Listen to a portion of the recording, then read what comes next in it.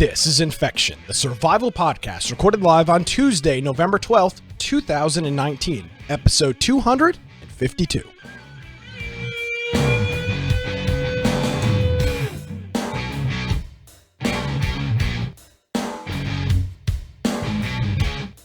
Hello, ladies and gentlemen, and welcome to another episode of Infection, the survival podcast. Infection is your source for the latest information on survival video games. We bring you the latest news, reviews, updates, and more each and every week. My name is Nick Craig. You can follow me on Twitter at Nicholas M. Craig. Of course, check out our website. It's infectionpodcast.com. Now, joining me as it does each and every week, Brian, you're going to have to make this intro quick. We have a lot of Chinese folks listening to the show this week, and they only have 90 minutes to listen to the program. Yes. So, quick intro, Brian. How are you doing this evening? I'm great. If you want to find me at Boise Computer on Twitter, of course, my blog, byteoftech.com. And make sure you go to our website, infectionpodcast.com. On the right-hand side, you'll see join our server on Discord. And in there, you can submit news on the news channel. You can hang out and play games of the week. And you can go through and just chat and do whatever as you play games. So also, there's a Steam group if you want to get live notifications before the show starts. And click that, and a little notification will pop up. We have our YouTube channel, our Mixer channel, and our Twitch if you want to join us live. All the audio forms on there as well, whether you're on an iPhone or if you're on an Android. Lame. Better. and also show notes for every single episode up to this point. So if we're going to play a video, maybe you hear something but you want to see the video, just jump in and you can either go to the direct link, or we have a video link that goes to our YouTube there, and you can pretty much see whatever we're showing on the screen. So I think that's it. Good. Nice abridge. We've got, again, it's a very strict time constraints due to our Epic, our Chinese overlords telling us what to do. We'll get to that in a little while. Game of the week was Dead by Daylight last week. We had a good time with that, and we actually did not discuss Game of the Week at all before the show. Mm-hmm. Do you have a preference? No. Are you going to be here? Yes, I will. How was axe throwing? That's why you missed out on Game of the Week this week. It was all right. I seemed like I hit about 50% of the time. Hell yeah. I was very accurate. The thing is I could hit the center, but it's whether or not I got the rotation right. Yeah, of course. So there's people who were like hitting way to the right and left. I could consistently put it in the middle, but it wouldn't stick every time. Now, here's a question. I'm not talking about you. Do they sell alcohol at this place? Because that doesn't seem like a good thing. But it seems like it's maybe a thing where you can. So here's the restriction. Yeah. You can do beer and wine in the axe throwing area. You cannot carry your drink across this little line where you throw the axes, but you can drink, set it on a table, walk 3 steps, pick up an axe, and throw it. Now, you cannot drink liquor. You can drink liquor out in the main area. Not interested. Oh, okay. Perfect. But you can't drink that before the axe throwing. But you can drink as much beer or wine as you would like before you throw an axe. I don't know why. Interesting. It's just, I guess there's probably some law about weapons and hard liquor. Well, that's unfortunate. I guess I'm out for axe throwing, but I mean, after 3 or 4 pitchers, I'm sure axe throwing wouldn't be the safest idea. Yeah, no, I would imagine after a couple shots of whiskey, it's probably not a good idea either. So fall on your own axe. Yeah, no shit. So yeah, we did Dead by Daylight. That was good. Trying to think this week. Brian, I've had this conversation with a couple of people privately. What are your thoughts on the future for Game of the Week? It seems like we struggle, right? And maybe we need to turn it into when there's an update for a game, we schedule it, and maybe not making it a weekly thing. It just seems like just jump in, just come around and play some games. Don't have a particular one. Yeah. It just seems like, but when a game does do a big thing, like 7 Days to Die, Miscreated, Ark, Rust, whatever, whenever we decide like, hey, we're going to do a big thing, we can promote it. But I mean, it just seems like our player numbers for Game of the Week are dwindling. They fluctuate a lot. Sometimes we'll have a lot, and then sometimes we won't. Well, it depends. When a big game does an update, we do. Yeah. Yep. So I'm going to just say, no Game of the Week this week. I'll be around Friday night. I'll be playing probably Call of Duty or something else. But one thing you might want to try too, we'll be talking about a little bit later, but Payday 2. They put out a big update that we'll be talking about during the show. something like that, even just jump in and people want to check out the new update, they could all go into the same game and try it out. Yeah. And, we've tried to do a whole bunch of different games, and it's just we end up coming up with the same games. It's because that's the game that I want to play, and nobody else shows up for anything else. So, we get it. People are busy. Friday night's not the most convenient time. So I'm thinking maybe we'll just schedule things when they arise instead of trying to get... I'm around most Friday nights, and so are you, Brian, playing something anyway. Yep. So, but whatever people are playing, I'll play. I don't care. Yeah. All right. So, game of the week, hiatus again, but it is what it is. Does that work for you? I don't know. Yeah, that's fine. And but the thing is, people will probably be playing games. So if you want to play a game Friday night, just jump into Discord. Yeah. And people will play games. All right. Well, not the most exciting note to start the show off on. So I mentioned when we started the show here how we were on a tight time constraint due to China. And there was, we don't do politics on this show, but I will say, reading the articles that I read this week about the new regulations going on in China that encompass video game and screen time, it made me breathe a sigh of relief that I live in a semi-free country, because the Chinese government has put a 90-minute regulation on gaming for kids. It doesn't even say. It just says video games in general. So younger than 18. Younger than 18. So yeah. They cannot play between 10 p.m. and 8 a.m. Yep. And they're limited to 90 minutes on weekdays and 3 hours on weekends and holidays. So lucky them. So that is the limit. So if you are in China, I don't know how this is going to affect all these companies making all their money off of China. Do you think they're actually going to follow this, though? That's the question. Well, I don't know who. From what I know about the Chinese government, if they tell you to do something and they find out you're not doing it, there could be very serious consequences. I'm not making a joke of it, but they'll literally kill people. And I'm not saying they're going to kill you for playing a video game for 2 hours, but with their social score system that we've talked about in the past, I'm sure there will be some pretty serious ramifications on this. And the reason that they said this is that they blame, they're saying students are just performing poorly.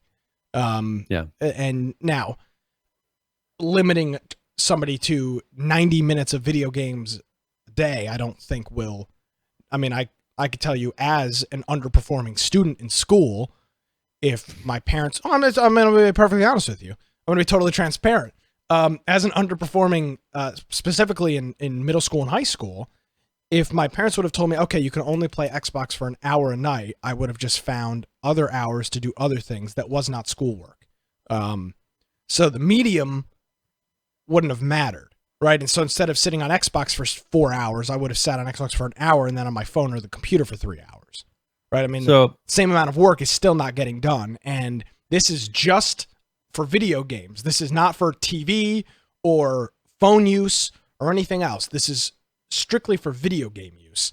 And I just don't, I'm just speaking from personal experience. I don't see how this is going to help really at all for most people. Okay. But it is, I understand what they're trying to do. Of course. So for instance, my dad growing up, he for every hour that he could play baseball, he had to practice an hour on the piano. Okay. And my dad became a concert level pianist, and he got to the level where he could try out for semi-pro baseball. So that's the thing is, I think what they're trying to do is be like, okay, well, if you won't be playing video games, so you're going to go out and do something more productive with your time. For me, I couldn't play video games. They wouldn't let me have a console when I was in junior high. And you know what? So I set up bulletin board systems and set up servers and did stupid stuff. So now that turned, so it is possible that they will do, but it's up to the parents, not to the government. Okay. So I think you just made my point though. So instead of playing the Sega Dreamcast, you were playing on the internet, right? So I'm not saying you didn't do schoolwork because of it, but you substituted the time that you would have, your friends did playing consoles. Instead, you were chatting with men on AOL chat rooms. Am I wrong? Not all of it, but I mean, so you just substituted the depends time. like in junior high, I was outside. I went outside and I went outside and played. Just went outside. Yeah. Like most people just went outside. No, my point is a place where you could. Yeah. Yeah. I mean, when you live in the middle of nowhere. Here's my point. If you are an underperforming student, here's the thing, Brian, I know you. You're not an underperforming, well, I don't know you as a student. You didn't strike me as an underperforming student.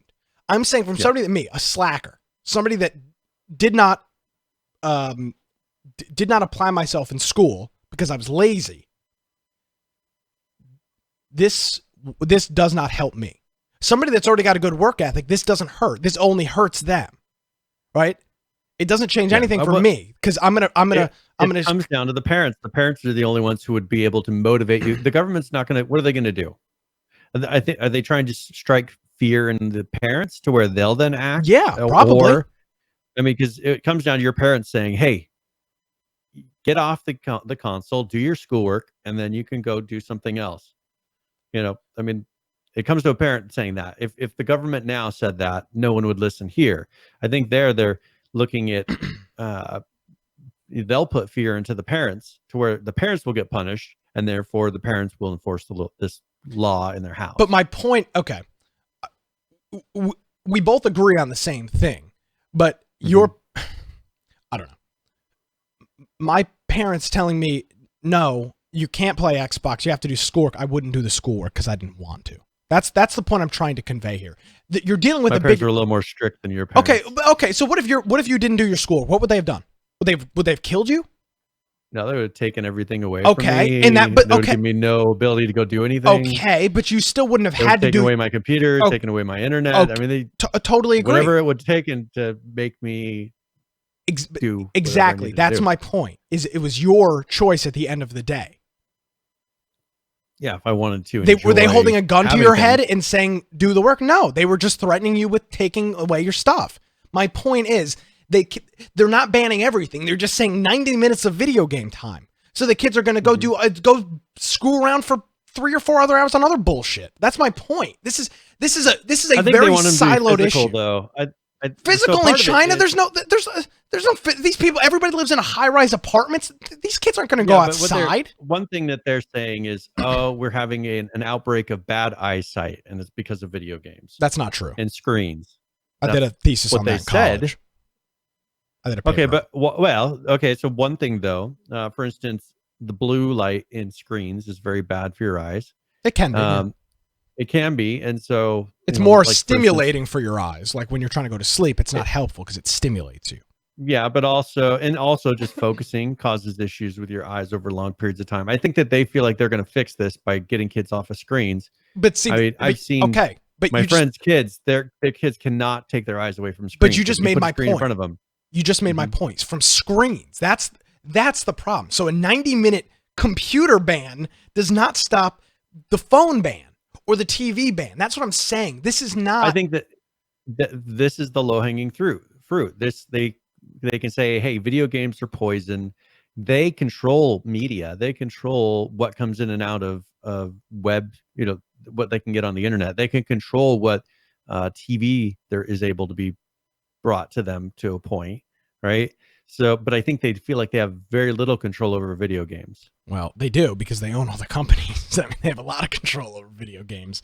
But yeah, I see this like I see a lot of other things. This is a problem looking for a solution, and that's exactly what this is. I mean, and they also have limited the amount of purchases that you can make with pretty much transactions. You know, the microtransactions. They're limited to $57 a month now, $28 to $57 a month, depending on it goes with your age, so it goes up probably with your age, and that includes virtual weapons, clothes, pets, all those things that these companies are just throwing at China, saying buy this skin, buy this. Well, here's everything the thing, else. though. That's something they can actually track. Well, it is now. This seems like this is going to be worse for Chinese companies than it is for American companies. I know a lot of our American companies are just trying to make money off of them. Understand, but those American companies aren't the ones doing the importing of the games. Tencent's doing all that stuff. So Tencent's going to lose out big on these transactions, which is directly owned by the Chinese government. So I find that to be very interesting. It's going to come down changing from the microtransaction, I guess, the way that they do them right now. And what we've been seeing happen a lot in America lately is going to these lower kind of monthly fee, where if you're going to do, if you have $57 a month, they want to make sure that they get part of that $57. $11 a month for a battle pass or something. Yeah. So I think that you'll start seeing more battle passes, which I think is better in the long run, and getting away from trying to gouge one person for thousands of dollars, because that's what they try to do, is get the few people that are willing to spend a lot of money, get as much as they can out of them. Well, legally, they're not allowed to do that with the younger people anymore. Yeah. I agree that there's definitely a problem, not just in China, but across the world. And this didn't just start. I mean, I grew up during it, and so did you in some respects, Brian. Just the constant distractions from schoolwork, whatever it may be, and this just seems to me a pretty half-assed effort to try to solve a bigger problem. That's what's frustrating for me. I mean, it's going to come down to getting people to go out and say, hey, for your health, go out and go to the gym, or go out and play in a park and throw a football around, something like that. It's going to be a mindset change, not something they're just enforcing. What I find so interesting about China is they have created, though, the technology environment there. Now, I've never been to China, but I've seen plenty of movies that depict China, and plenty of actual, videos that were made in China. And it's all of the big cities in China look like the Big Apple in terms of the billboards everywhere, and the screens and flashing lights and signs.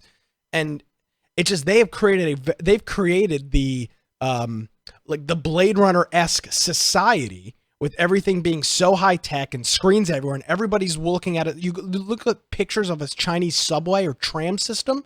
Every single person's got headphones in.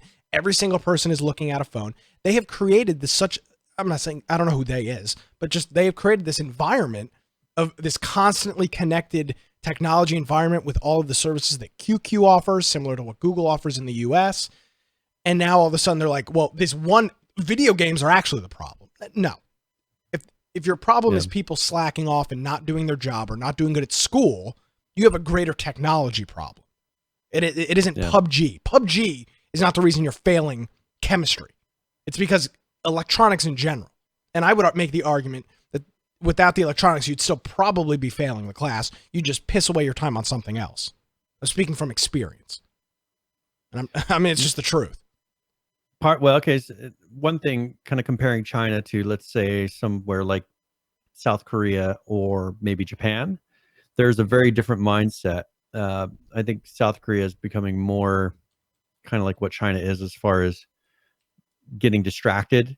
But there used to be a very big emphasis on education, and you had very high expectations, to the point of it was actually overboard there. I mean, school is all there is, and your job and everything else is all there is. I think here in the United States, we have a pretty good balance and that's part of the free market and capitalism, is if you want to have more, put more effort into it. Well, in some of these other places, that's not how it works.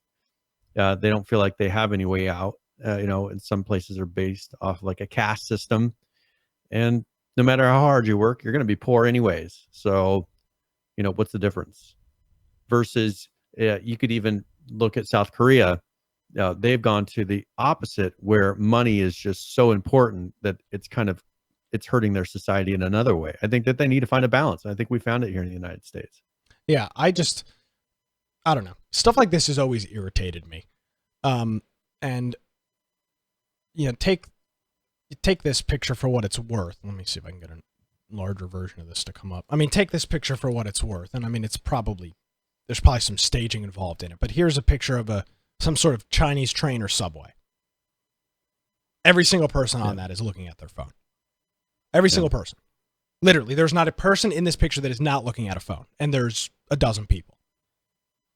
Yeah. So the 90 minutes of video games is the solution to your problem? It's just always, this is always society now. I don't think you can turn this around. Well, okay, we don't need to get into this whole thing. I'm very passionate about this because I I'm speaking from somebody that did not care about school at all, and knowing how my brain works, this would not solve my problem. There's got to be a different way to banning things and taking them away is not a motivation for a lot of people. I think using pretty much social manipulation, right, would be a better way. I mean, they do it in movies, they do it in all kinds of things. They could make it to where just by marketing in a way, or look at, for instance, there's films that come out. They had the Stranger Things came out, and it had an 80s theme. Yeah. And now, and they put a lot of certain outfits and things in that show. And now all these girls are starting to dress in 80s clothes.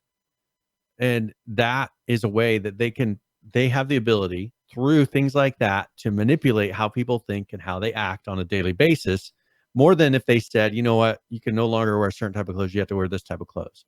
They could do the same thing with getting people out and kind of shaming them into being in better shape, or going out and making it to where, you know, you feel like you should go and be more active, whatever it is.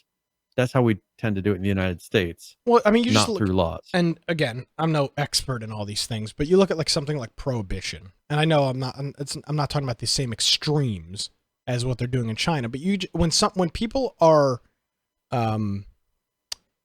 compare that to the recent smoking, how people view smoking. So prohibition, they made a law. They said, no, you cannot do it. What happened? People started doing it more. Yeah. Smoking, on the other hand, they said, well, you can smoke, but you can't smoke in buildings. And they got people, and they've shamed people into not smoking over a long period of time. Yeah. They've changed the mentality about smoking, rather than saying smoking is illegal. Well, they've also raised the price of cigarettes. Like from where I'm from, New York, it was like $12 or $13 a pack for cigarettes. Now what's they're slowly 16, over time 12 cigarettes in a pack people to stop smoking. Yeah. Through manipulation, social manipulation, and through economics. Now we're vaping. I mean, it's just, and the problem is people started vaping, and there was no social stigma because they said, oh, it's so bad for your lungs to smoke cigarettes, and it smells. Well, vaping doesn't really smell. Not at all. Couldn't really, initially, they didn't really prove that it had issues, and now all of a sudden you see, oh, it's so horrible. 5 people have died from vaping in the past year. It's like, okay, the vape wars. 5 people have died from drinking water too. I mean, these things happen. So that they're now trying to figure out how they can say vaping is just as evil and just as bad as smoking cigarettes, so that they can prevent people from doing it. But of course, weed is perfect. So, I mean, it's whatever. They'll say that smoking weed is great, yet smoking cigarettes is horrible. Of course, vaping is horrible too. Yeah, it's all. I tried vaping. I'm not cool enough for it, so I gave that up. I had you like, what's the Ethan Klein or whatever? No, I didn't do. No. I mean, I just hang out with the Jewel a little while and see what's going on. It's just like, this just isn't me. Yeah. You didn't try to do smoke rings and all that. Yep. No, I passed on that. I prefer smoking cigarettes anyway, so it's fun. Oh my goodness. What? Bad habit. I mean, it's okay. I'm sure you have plenty of bad habits too. I mean, I'm not criticizing you. No, but that's okay. So I'll tell you what, it was very refreshing to read that article and not have to worry about that crap going on here. And in most of the Western world, it's not just a US thing. And they try little things here and there, but it's more of a, hey, we're going to start regulating companies, and they never do it. Yeah. So too much money involved. Yeah, so I thought that was rather interesting. So 90-minute ban. So we gotta make this show a lot shorter, Brian. We gotta get this show down to 90 minutes for our large Chinese audience. Well, speaking of China, so let's go ahead and talk a little bit about. You had mentioned Tencent earlier. Oh yeah. And they have joined forces with Improbable. If you remember, they are the ones who have made Spatial OS, which, if you're looking for a way to kind of kill the video game market in China, I mean, what's killed the video game market for anything that's touched Spatial OS up to this point? How many games have we seen die? I played one game, Spatial OS. It was that one I played last week. And that's the only game so far that we've really seen, I think, that has stayed around, or I mean, it's just started. So we'll see how that goes. Hard to stay around when they just started. I know, they're not even released yet, so we'll see what happens. Yep, scavengers. So what they're doing is, probably hasn't done wonderfully here, but they're wanting to bring Spatial OS to China. And as we've said, there's a lot of limitations to video game companies, technology companies entering into the market of China with all the regulations. You have to have an inside person pretty much to be able to pull things off. And Tencent has been that avenue for people to go around and get products into China. And they are a huge company. We've talked about it before. Tencent is just gigantic, and they own tons of a lot of different companies. PH points out that Scavengers is owned by Improbable. So if that one fails, well, it's time to leave. Rest but in we'll peace. see. And so what they're doing is they're going to be working with Tencent to get a developer program into China for this, and have what they call Tencent Cloud. So they have Spatial OS, Tencent Cloud, and this is a way for them to be able to break into that market, because they're not going to get Stadia. They're not going to get the same kind of things that we have here. We have companies that are starting to do things like this, but I don't think they're going to go through all the hoops and really worry about getting into China as much with those technologies. But we've had Worlds Adrift failed, Mavericks failed. There's a list of ones that have failed so far, and I don't know. We'll see if they actually able to pull it off.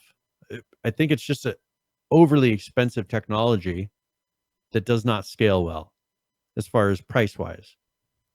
I think I agree with you. It seems sometimes we talk about technology that's ahead of its time and exists before there's a need and a demand. I brought up something earlier, the Sega Dreamcast. That's a great example of a piece of technology that, in my opinion, and a lot of other people's opinions, was just too advanced for its time. It had a dial-up modem in it. It was just a little too early. Ran Windows CE. Just a little too early to the game. Enough people didn't have internet. It just didn't work. There were other issues. Don't misconstrue that. But it seems like that's what Spatial OS is, right? They're saying, oh, you could have 100,000 players in a game. What game right now has 100,000 players? Is there any game that's struggling to have 100,000 players? Yeah, that's the thing. Is like, you're creating. Well, look at. They Wildcard tried to do this, and their servers are sitting halfway empty on Atlas. They created a network that could support a huge amount of players, but those players aren't there. And so now they have all these servers that are sitting up and running. Well, with this, one issue that I think that this probably is kind of working around is Spatial OS up to this point relies on AWS, it relies on Azure, relies on various different technologies. They're not actually doing the server hosting. You're paying Spatial OS. Spatial OS is renting servers. You get to pick which ones you want to use. I assume that there might be some limitations to doing that inside of China. So that's possibly where they're going to be partnering a little bit and getting some servers in China, because I doubt they're going to be using AWS in China or Azure. Yeah. But maybe they will. China has a lot of limitations where they need to be able to get access to the data centers. Data centers tend to not like setting up in China because the government has to have access to all your stuff. That's one of the laws that they have in that place. Yeah. So, again, just to reiterate it, I think Spatial OS is cool. I think there's a lot of promise with Spatial OS. I just do not think that there is a market of both users and users, aka players, and developers that need the technology right now. It just doesn't. It's not there. Okay, but look at Stadia though. Stadia kind of does this. I think that other places are just going to come and do it better. I think these guys started, they saw that the technology is an up and coming thing. I think they tried to break into the market, but they haven't done it in a way that scales well enough and that games have actually picked up and tried. But you turn around and look at Stadia. Stadia is going to probably pick up a lot of big name titles that does a lot of the same things that Spatial OS does, as far as having servers on the back end that you could have AI all running in one, part of the cloud, and you can have maybe effects for weather effects and all these other things running on there. I think that these guys tried to be a little bit too flexible with it, because they said, oh, you could run, your AI on one engine, and you could run, all these other things on another engine. And I think they just didn't do it in a way that was easy enough and scaled enough, where I think that other companies will come in and now say, oh yeah, that's a good idea, and they'll do it right, and those will be the ones that succeed. Yeah. I think they're now betting on China because they can customize there's enough, because people haven't really picked it up, and just try to cater to whatever China needs. Yeah, I again. Well, so spatial OS and Google's platform Stadia, they're a little bit different though. Spatial OS but Google's platform has the similar capabilities. In terms of it the does player more, count. but it has but they are allowing you to run things on their cloud service and to offload some of the things. It doesn't have to run all in one engine. So here's the big thing to note. Or one instance. Spatial Google service, Stadia, works for a wide gamut of player-sized games, right? It'll work for 50-player games. It'll work for presumably 100,000. And you're not charged for the highest one. Spatial OS does not make sense, in my opinion, and I mean, maybe this is more of a thing for you, but I think you'd agree with this. Spatial OS doesn't make sense for a 100-player game. The cost just doesn't make sense because it's so expensive. It doesn't scale. I mean, you'd have to shut down a server. If you had something that was on the fly, doing instances or something, but if you have permanent servers, you have to have a server that's set. It doesn't scale up and down. You have to have a server that's set for your highest player count, and just like standard servers, and then that's running all the time, even when you have a low player count. The problem is you're then having to pay AWS prices, which are way more than just having a server sitting in a data center somewhere. So it's just, the expenses are higher, and they haven't set a way to where we're like, okay, your use is this, we will charge you for this at this time. Where I think Stadia will probably be more like that, or whatever other services come out with things. I think they will more scale to you get charged for your usage, which these guys I don't think are capable of doing right now. They don't own the data centers that this stuff's stored on. Yeah. So I still think there's some possibility, and there's some other things, I'm hoping they can make it work, but I don't see the use case. I don't see the use case from the players or the developer side for Stadia, for Spatial OS at this point. Yep. I don't see if anybody. I see like a couple of fringe projects, and that's it. Yeah, and I think it's a big risk. So too many have failed that have tried to take this on. I think that any group that's trying to release a game is going to be very leery of jumping in on this. Yeah. So there you go. So, that's China. That's Improbable Video Game Bans, Tencent, and China for the week. So there you go. Well, let's talk. There's something that was announced for Epic. And this is going to be more kind of we're talking a little bit about video game development right now, but they have paired up with a company called there's a product called Quixel. Okay. And this is used, I mean, it's one of the main, kind of like on the level of when you think of photo editing, Photoshop, like it's a top tier application in the industry. There's this, and then one other product that really compete with each other. Is this it's a photo editor? No, I was just saying, as far as like when you associate photo editing, you think Photoshop. With this, when texturing and making assets, to texture the assets, Quixel is one of the top two. Gotcha. And so there's actually a video. If you could play the video, because it's long. You want to play the whole thing? I would play the whole thing, because they talk about the merger, and they kind of show some really cool things of how it works. I think it'll give you a good idea of what it looks like. Okay, yeah, let me get that loaded up here. All right, this is Quixel. Hi everyone, Teddy here. I have some exciting news to share with you today. First of all, I'm proud to say that we're joining forces with Epic Games for what is the next step to democratize high-quality content and technology. For the past decade, we've traveled to every corner of the world to build megascans. And we have created tools that help artists focus on art. Our mission is to scan the world and to build an ecosystem that unlocks AAA level artistry for everyone. As part of Epic, not only can we greatly accelerate our mission, but also give back to you, our community, in ways we simply couldn't have done on our own. I'm beyond excited to announce that with the backing of Epic Games, we're immediately slashing the pricing of Megascans in half, giving you nearly twice as much content to download, and removing the resolution cap for everyone, regardless of what engine, DCC, or renderer you love and rely on. We're also giving you a full refund for your last subscription purchase this year when you upgrade to this new plan. You'll find all the details in the description. But that's not all. Epic is helping us make the upcoming 2020 versions of Bridge and Mixer free for everyone, with no subscription required and both fully featured. We're releasing these new free versions within a few weeks from now as part of a massive update to both tools. But now, to the biggest announcement of them all. The Megascans library is now completely free for all Unreal Engine users. That means free, unlimited, instant access to all of Megascans through Bridge and Mixer, and a wealth of Megascans packs on the Unreal Marketplace. And just like for the new subscription plans, if you switch to this new free Unreal 4 Engine only plan, it will be fully refunded for your last subscription purchase this year. And lastly, I'm thrilled to finally be able to share with you the updates that are coming to the 2020 versions of Bridge and Mixer.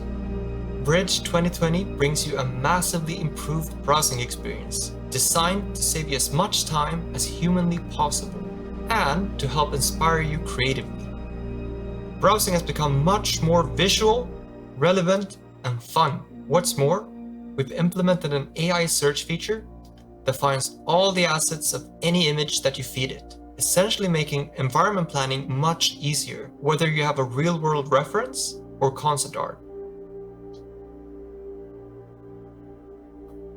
At last, Mixer 2020 now introduces 3D painting, smart materials, and so much more. Quickly paint and texture your custom assets, leveraging the entire Megascans library, PBR painting, and procedural controls. You can also take any Megascans asset and completely make it your own. Conforming the entire library to your own style is now fully possible. Create tileable surfaces with ease by mixing scan data, procedural elements, sculpting, and painting. Whether you need to create organic or hard surface textures, the powerful Smart Material system allows you to texture any 3D asset in no time. You can also create your own smart materials to completely unify the appearance of multiple, wildly differing assets. Here, we've conformed a few gray rocks to match a sandstone desert look. The new free Mixer and Bridge 2020 will be released later this year, so sit tight. We're extremely excited to hear what you think. When you marry the Megascans ecosystem with Unreal Engine 4, amazing synergies happen. Fire up the engine, get a jump start with the library, and quickly bring in your custom assets for the final touch. All for free. What you're seeing is just a glimpse into the potential we're giving to artists, and how they leverage Megascans and Unreal to create beautiful worlds.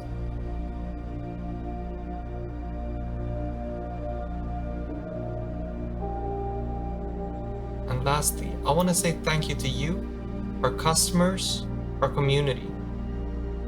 You've made this journey for us so much more meaningful, and your love, support, and passion has meant everything to us. And we couldn't be more excited to now become part of Epic, because now we can give back in ways that we never could have dreamt of before.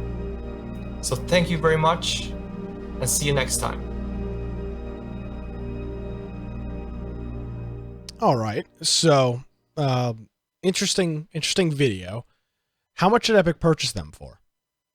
That I am not sure. I haven't seen the price. I assume they paid quite a bit. So I'm looking to see if I just don't see them actually mentioning that in the announcement. Well, they're not going to mention it. But okay, so without getting on a crazy Epic tangent. Mhm. What I do really wonder what Epic's game plan is, because this is now another thing that they've purchased Mhm. for presumably a very large sum of money. Yeah. And they have slashed the prices, given a bunch of users of the Unreal Engine free access to these tools and utilities. Yep. So is the end goal still to just get people to make a hit game using Unreal and then them to be able to collect the royalties on the top? Is that the goal? I think that's it. I think they're trying to create a full ecosystem for making a game, because I think they're looking at each and every aspect of what are the things that they're having to go outside of the engine to go get. This is one of the things that you had to go get a subscription, and there was tools that just you used externally that did really well, and they were just the tools. I think that this is just one of those things. This is one of the only things that you really had to go out and purchase a subscription for. And the other one would be probably Blender would be the next type of thing but Blender's open source. They just gave a bunch of money to Blender. They gave a bunch of money to them.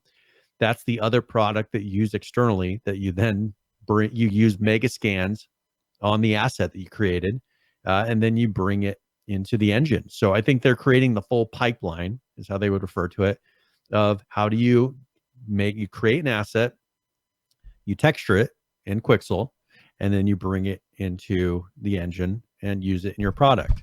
I think I'm trying to think of what else they would really need to do other than, purchasing 3DS or something silly like that, which they don't really need to do. When they won't, because I don't think 3DS would sell. They might. Well, it's one. I mean, it's the industry standard, but this is one where people that are getting into game development, if you want to have something that actually looks good, you have to use one of these products. You have to either use Substance or you have to use Quixel. Those are the two top ones that there are. There's plenty of people that do very good on Blender and making assets. They can do things that look just as good as using one. If they also use Quixel, they can use something that looks just as good as like 3ds Max or Maya.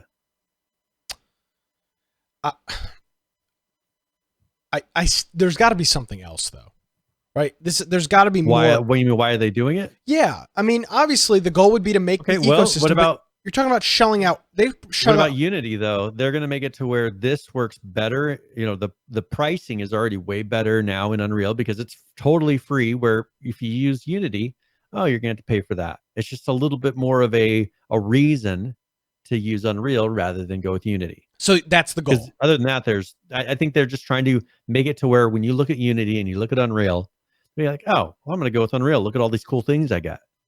And obviously, Unity used to be the marketplace. It used to be the marketplace, had a bunch of stuff on there. Still does. And so, and now Unreal's marketplace is getting much better. They're giving away tons of things to get people to go in there, to build up a library to where they feel attached to that marketplace. And now with this, this would be another reason to say, well, okay, I can make a game on either one. I'll go with Unreal.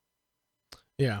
So no, I mean, I guess they're trying to become the name. They're trying to become the engine that people use.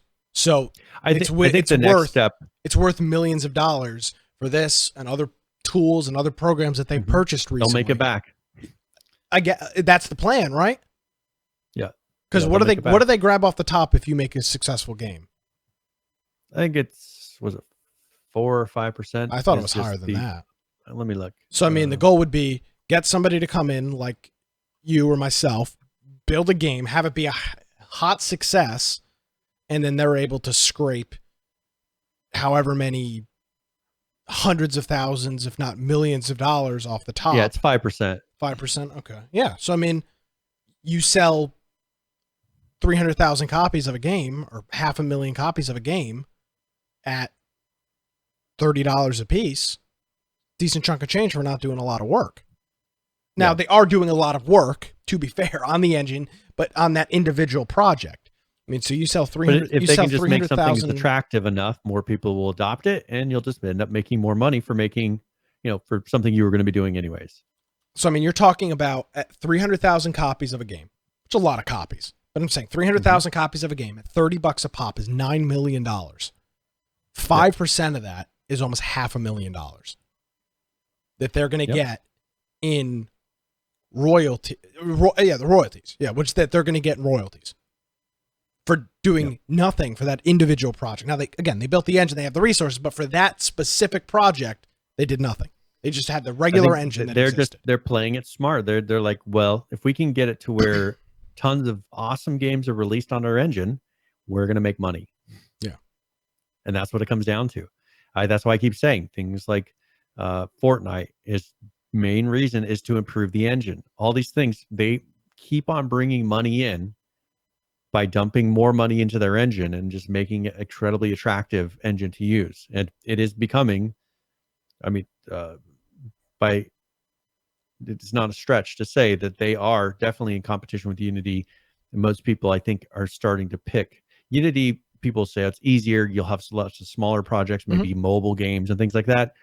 But I think any major game is starting to lean towards Unreal.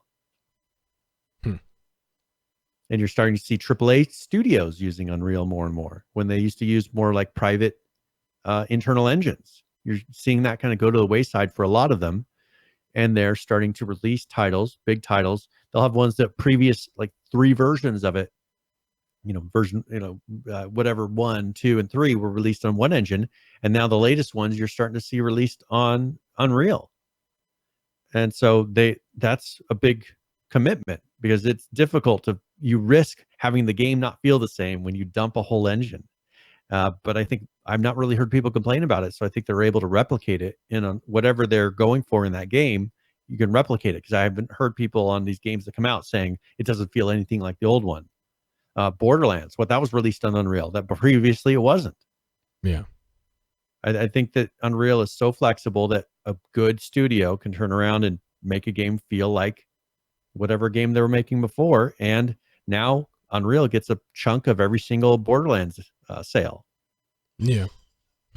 So it works for them. And I think one thing that you'll see, I'm probably looking forward to is if they can come up with a way like a character creator. Mixamo was a character creator of Fuse.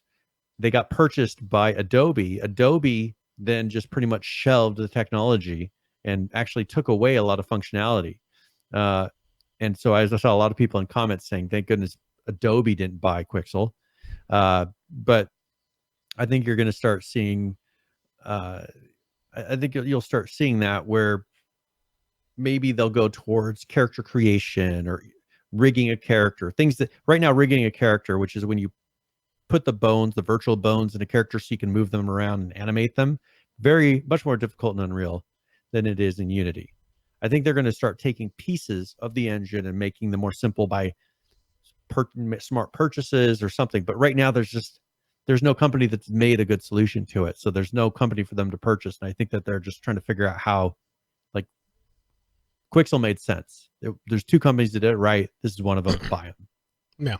Yeah. Well, I mean, it seems to me as an outsider that they're positioning themselves to be the Google of game development and working on games and everything that's associated with that. Yeah. I mean, they're trying to become the Google, the YouTube, or the Facebook. The Photoshop. I mean, they're the Photoshop, that's when you think of photo editing, everybody thinks Photoshop. They don't think of Microsoft Paint. You don't think what about anything else? What about Corel Draw? You don't think of that?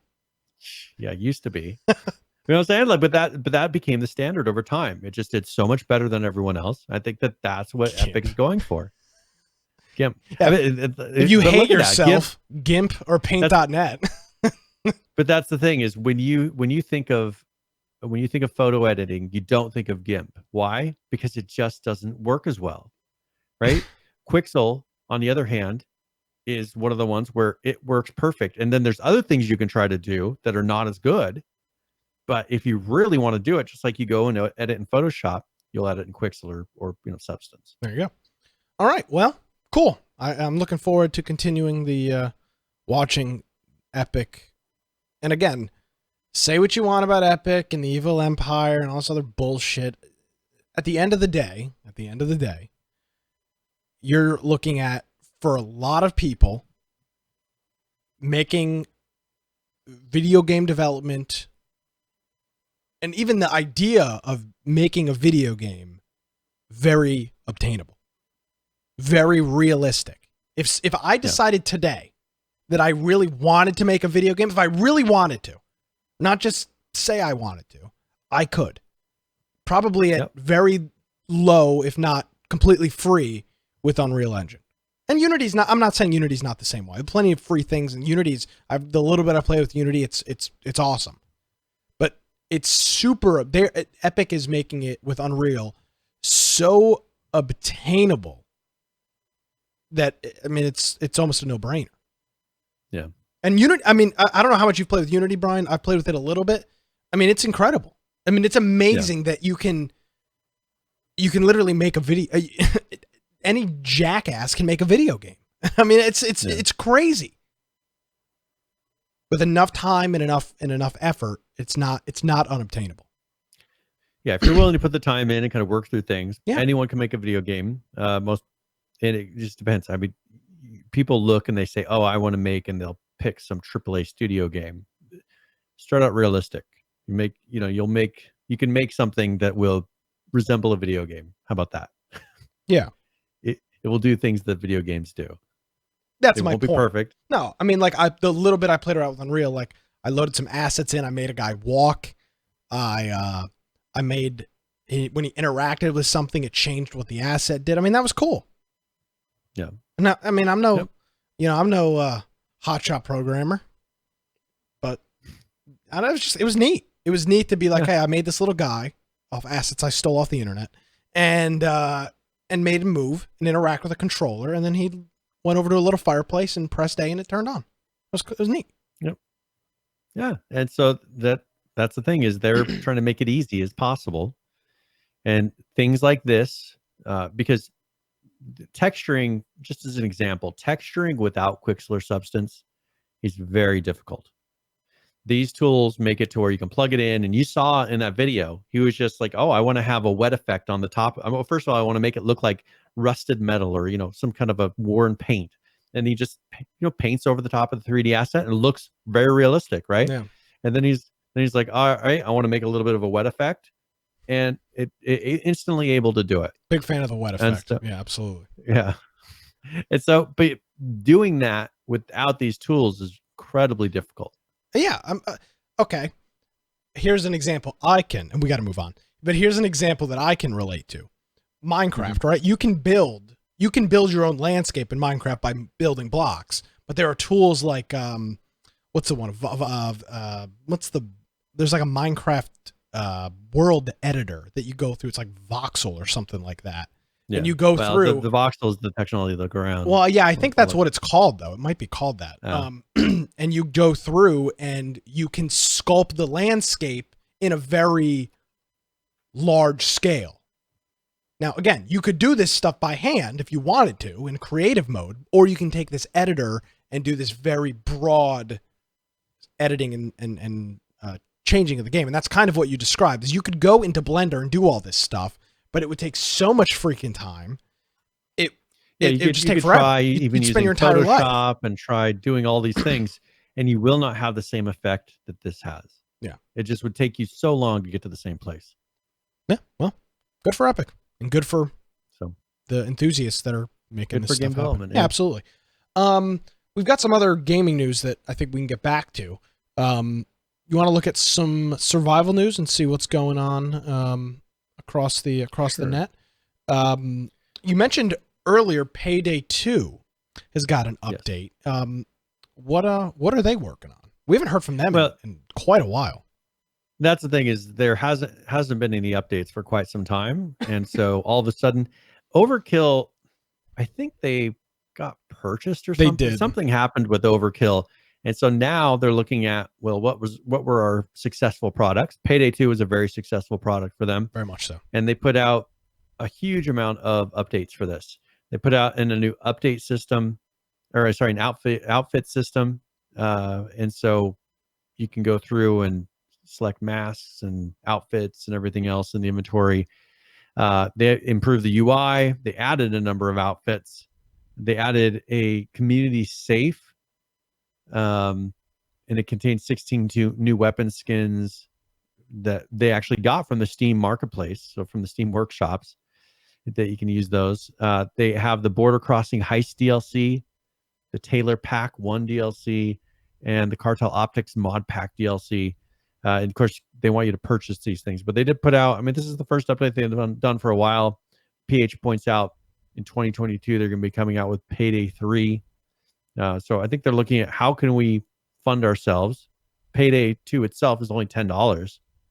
But and the last game that they tried to put out, The Walking Dead, did not do Overkill's The Walking Dead did not do well. Shocker. And so I think they're like, okay, well, a lot of people like Payday 2. Let's put out some content for that and see if we can make some money. So that's what they're doing. And this is, I don't know the last time, but it's been quite a while. The game came out in 2013, but it's been quite a while since they've put out content for it. The prices, for example, $6.99 for the Border Crossing Heist, $2.99 for the Taylor Pack, the Optics mod, that's $2.99. Just so that's kind of the price range that you're looking at. But they have a lot of different DLCs for masks and skins and different looks inside of the game. Yeah, that's cool. I'm a big fan of the Payday series. There's some good games there. Speaking of speaking of updates, Dead by Daylight has got a hotfix here, and this is hotfix number 3.3.2. And there's a couple things in here, some bug fixes. We talked about the big update last week. This is a fix for that.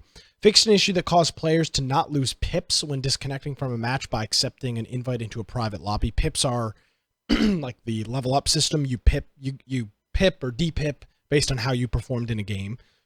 Fixed an issue that made it impossible to gain progress on Rite of the Last Breath daily ritual, so a specific ritual. Fixed an issue that could cause a crash when in the collections tab of the archive menu. Fixed a crash that would be caused when entering the archives.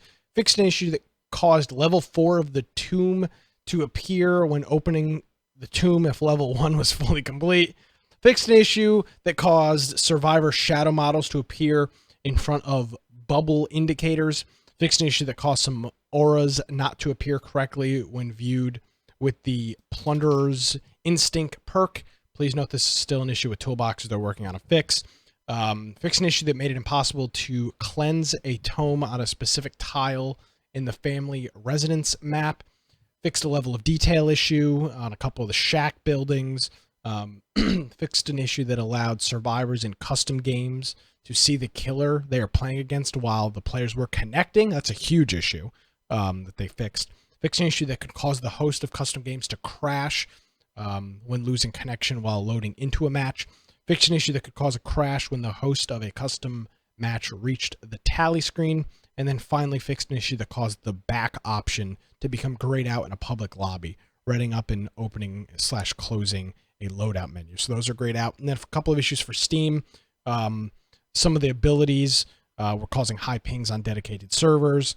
And then there were some issues on the Windows Store as well with the Oryx cells and some other things. So yeah, pretty standard update for them. Lots of, as I was reading, very specific bug fixes. But that's kind of what you want, right? Yeah. And that's the thing is with these, when they put out, I mean, how long they put out some new content here in the last month or two. Yeah. And some of it, like the Stranger Things one, had some pretty unique things in it. I'm sure a lot of these bugs kind of pop up, and some of them have been long-standing bugs, but I'm sure they get things that pop up because they are changing how the game actually functions a little bit. It's not just a new reskin of something. Yeah, big time. Yeah, and they add actual functionality. So very good. Yeah, I had a good time.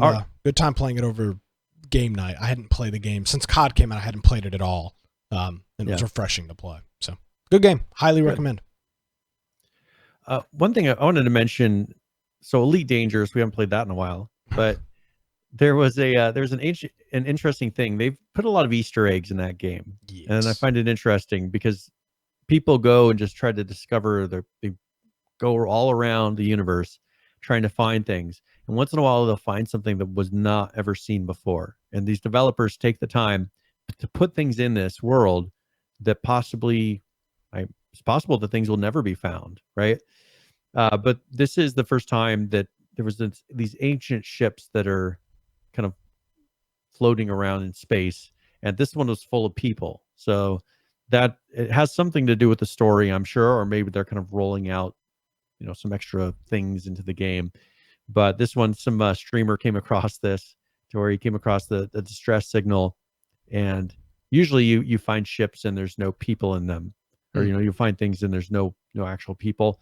And this is the first time that they actually have something in there. So just figured I'd mention it for those that are playing. Maybe you can go around and try to find some of these. But this one had a story, where they're talking about colonies, and I wonder if this is going to be more towards having maybe places on planets where you can go and walk around with other people. This might be an indicator of a direction they're going. So you'll have to keep an eye on it, just see what happens. There's a couple of VODs here, but you don't see any of the people. It must tell you. No, it's just telling you, like it's Gotcha. saying that we're in here. So that's what I'm saying. It's kind of pointing towards a story arc that they're going for, of maybe having some sort of a established base somewhere that will have people. That's what I'm thinking it's moving towards. Gotcha. Because they've never indicated that before. They never indicated that there's actually people going anywhere. Yeah. Neat. So, that's Elite Dangerous. Man, imagine being the developer that builds this thing into the game years ago, years and years ago, and no one ever. And you can't tell anybody, because the second you tell somebody, then they'll know. Then once one guy knows, then it's not cool, and then you just have to wait for some.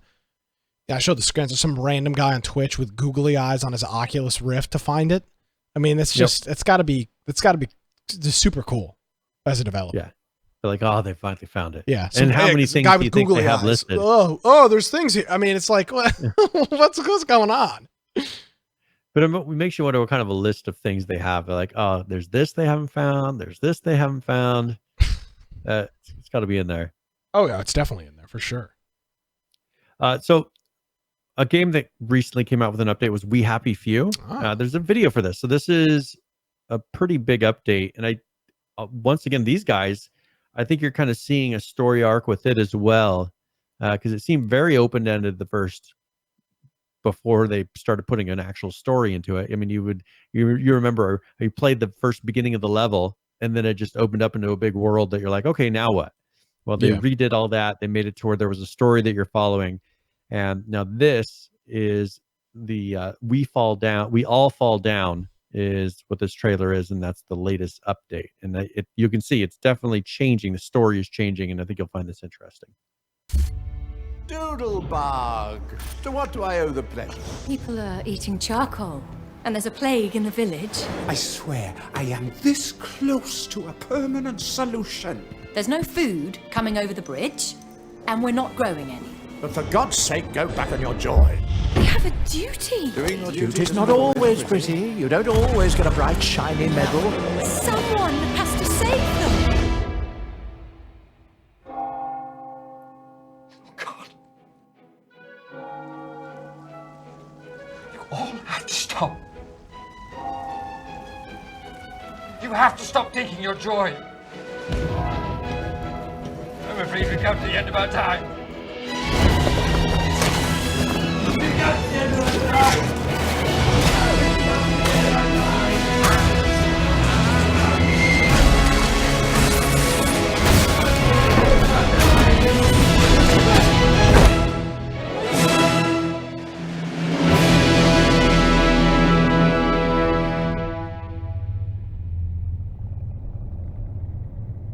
That's a pretty cool update trailer.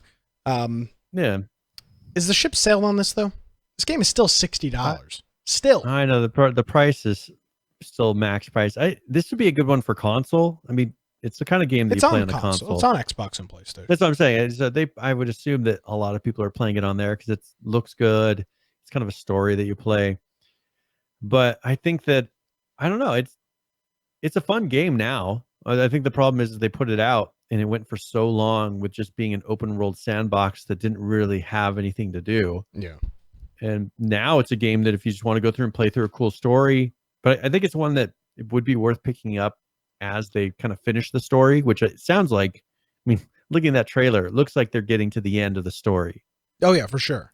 I mean, everybody is trying to get off the joy. They're realizing the joy is bad. Where in the beginning, you were the only person who really realized that joy is bad. Yeah. So what I find interesting. So this game has been out for over a year. Came out August 10th of 2018. It is not very often that you see a $60 title come out and stay $60 for a year and a half, which is kind of where we are with this. Especially now, certain games do that. Call of Duties will do that, which is very typical, which is always stupid. But very few other games do you see hold their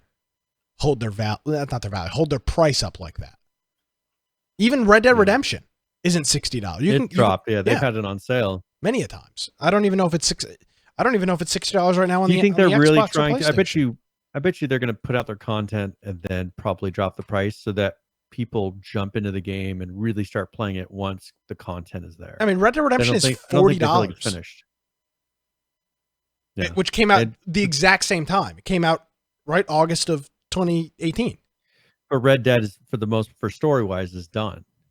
And I think that these guys have realized that it's not done, and I don't think they're really pushing to make a ton of their sales because they realize people will not wait. I mean, they'll play it for a while, and if they finish all the content, they're not going to come back and continue when updates come out. Most people don't. I just have a real problem with $60. I have a problem with the game being $60 a year later. And them still not adding. I mean, it's not done. It's still not done. Yeah, but it's a very different game than what they originally intended. I think. Agreed. I think it's become the game that I thought it was going to be based on the trailer. Yeah, but even based on the original trailer, I didn't think it was ever a $60 game. Yeah. I just don't feel like they're really in a push to make sales. I think that they will be later when they feel like it's a polished product. I think they still treat it like they're an alpha, which they are. Well, if they're an alpha, their game shouldn't be $60. I mean, that's kind of. Well, I think they came out of alpha, but they're putting out content and things. It's just really, it's like they're an alpha still. Yeah, I don't know. Was the game cheaper? I think was it only $30 when it first came out? Or was it always 60? No, I don't think it was 30, but maybe it was 45. I don't remember for when it was sale. I think I paid full price for it. That's not typical. This is just, it's been weird. Again, I'm not opposed to the game. When I look at this, we've followed it literally from E3 2017, 2016, whenever it first got shown. It has not changed the price. It's been exactly the same. Head Neophyte, he's saying that his buddy backed it on Kickstarter, and that they basically redacted the game and offered refunds because the end game was way off from what was promised.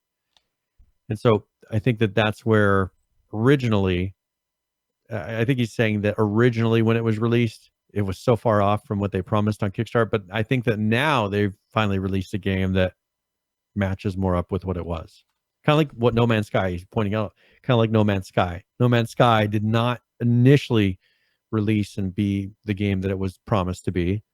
But I think they've gotten to the point and maybe are starting to surpass the point of what people were thinking it was going to be day one. You know what's weird? That doesn't always fix it.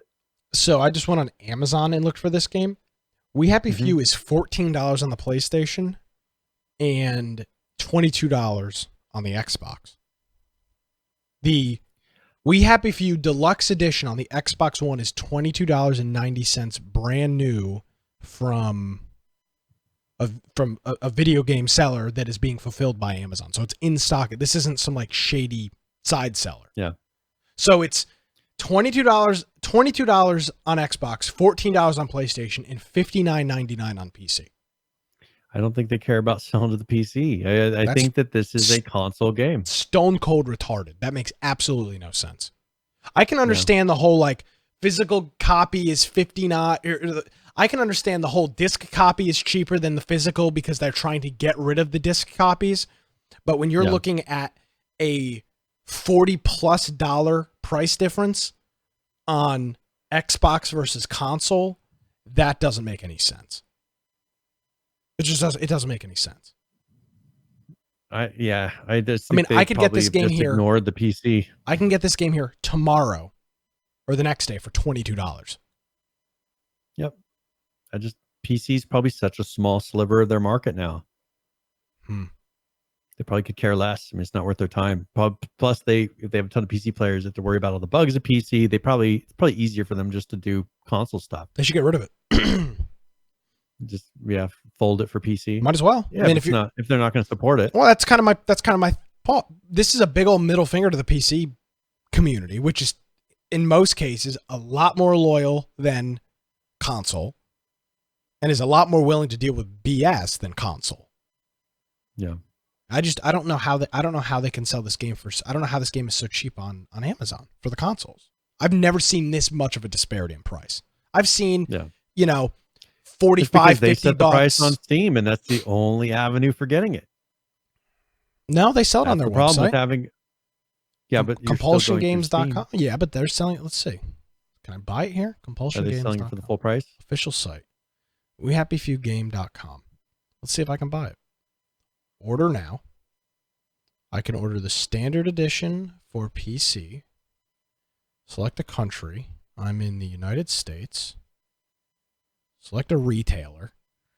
Jesus Christ. Steam. It just brings me to a link to Steam. If I click Best Buy or GameStop, I can get it for the PS4 for how much? $20. So yes, so it's a $40 price. To get it through PC though, they force you through Steam. Yeah, they do. Yeah, so but they could make the price on Steam whatever they wanted. That's what's weird. I know. I don't think they really care. I think they just don't want to encourage PC sales. Hold on, let me see. How much is it on Humble?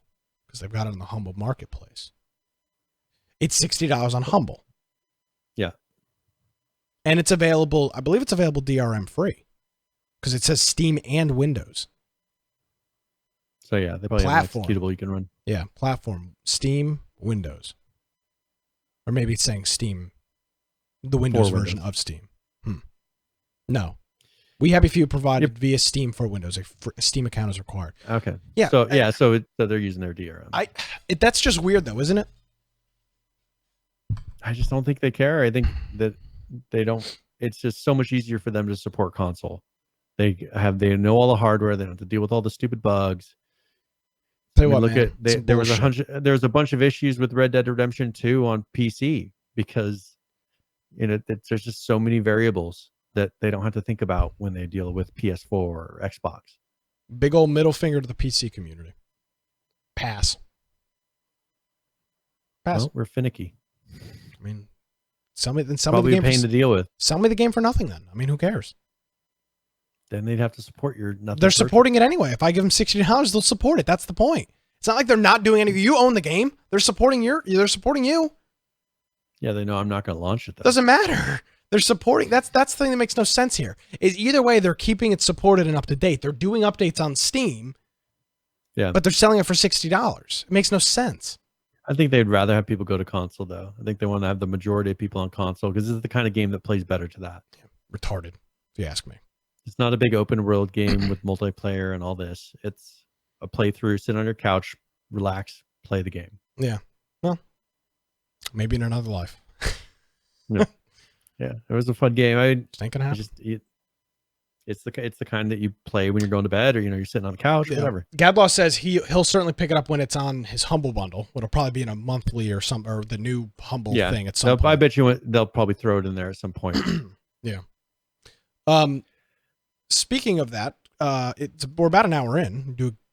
Want to do a game giveaway. I do want to thank a couple of individuals before we get to that, including Gadlaw, who hit us up with a resubscription here after last week's program, and then our buddy Governor, who is an H1Z1 friend. We played H1Z1 with Governor, who hit us up with a resubscription as well here on Twitch. Thanks to both of those guys and everybody else that supports us through either our Twitch channel, our Humble Bundle affiliate, Amazon Prime, or directly through Streamlabs with bits or donations or whatever through Twitch. We really do appreciate it. Help support the program and help support our ongoing adventures across the world with Infection Podcast. Yep. Yes. Very good. All right. So if you put exclamation point giveaway in chat, Ooh. and it's 60 points, which means you've been watching for an hour, I'm going to be giving away a copy of 60 Parsecs. And this one is a adventure survival strategy simulation indie game. It's got very positive ratings. Came out here about a year ago. It's $14.99, about $15. Has a nice art style to it. And so, I don't know. So similar games that you've played No Man's Sky. I just think because it's a space game that they're saying it's No Man's Sky. I don't think it's actually like No Man's Sky, but it's got some cool cartoon art. Should be fun. Exclamation point giveaway. And we'll do that before the end of the show. Absolutely. And if you're not, well, you should be here joining us live as we are every Tuesday around 7 o'clock Eastern, 4 p.m. Pacific, 5 p.m. Mountain Time, 6 p.m. Central. Right? Is that right? Yeah. What time is it in Australia? Who knows? It's like Thursday or something. I have no idea. For Infection, we're here live. We stream on Twitch, Mixer, and on YouTube.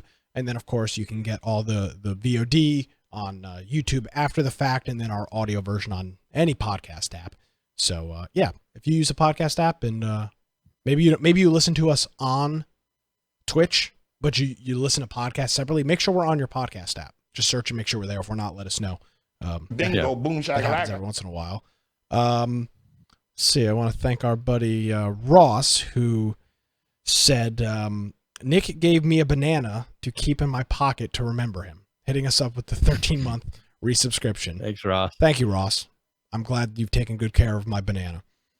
Thank you. Yeah. All right.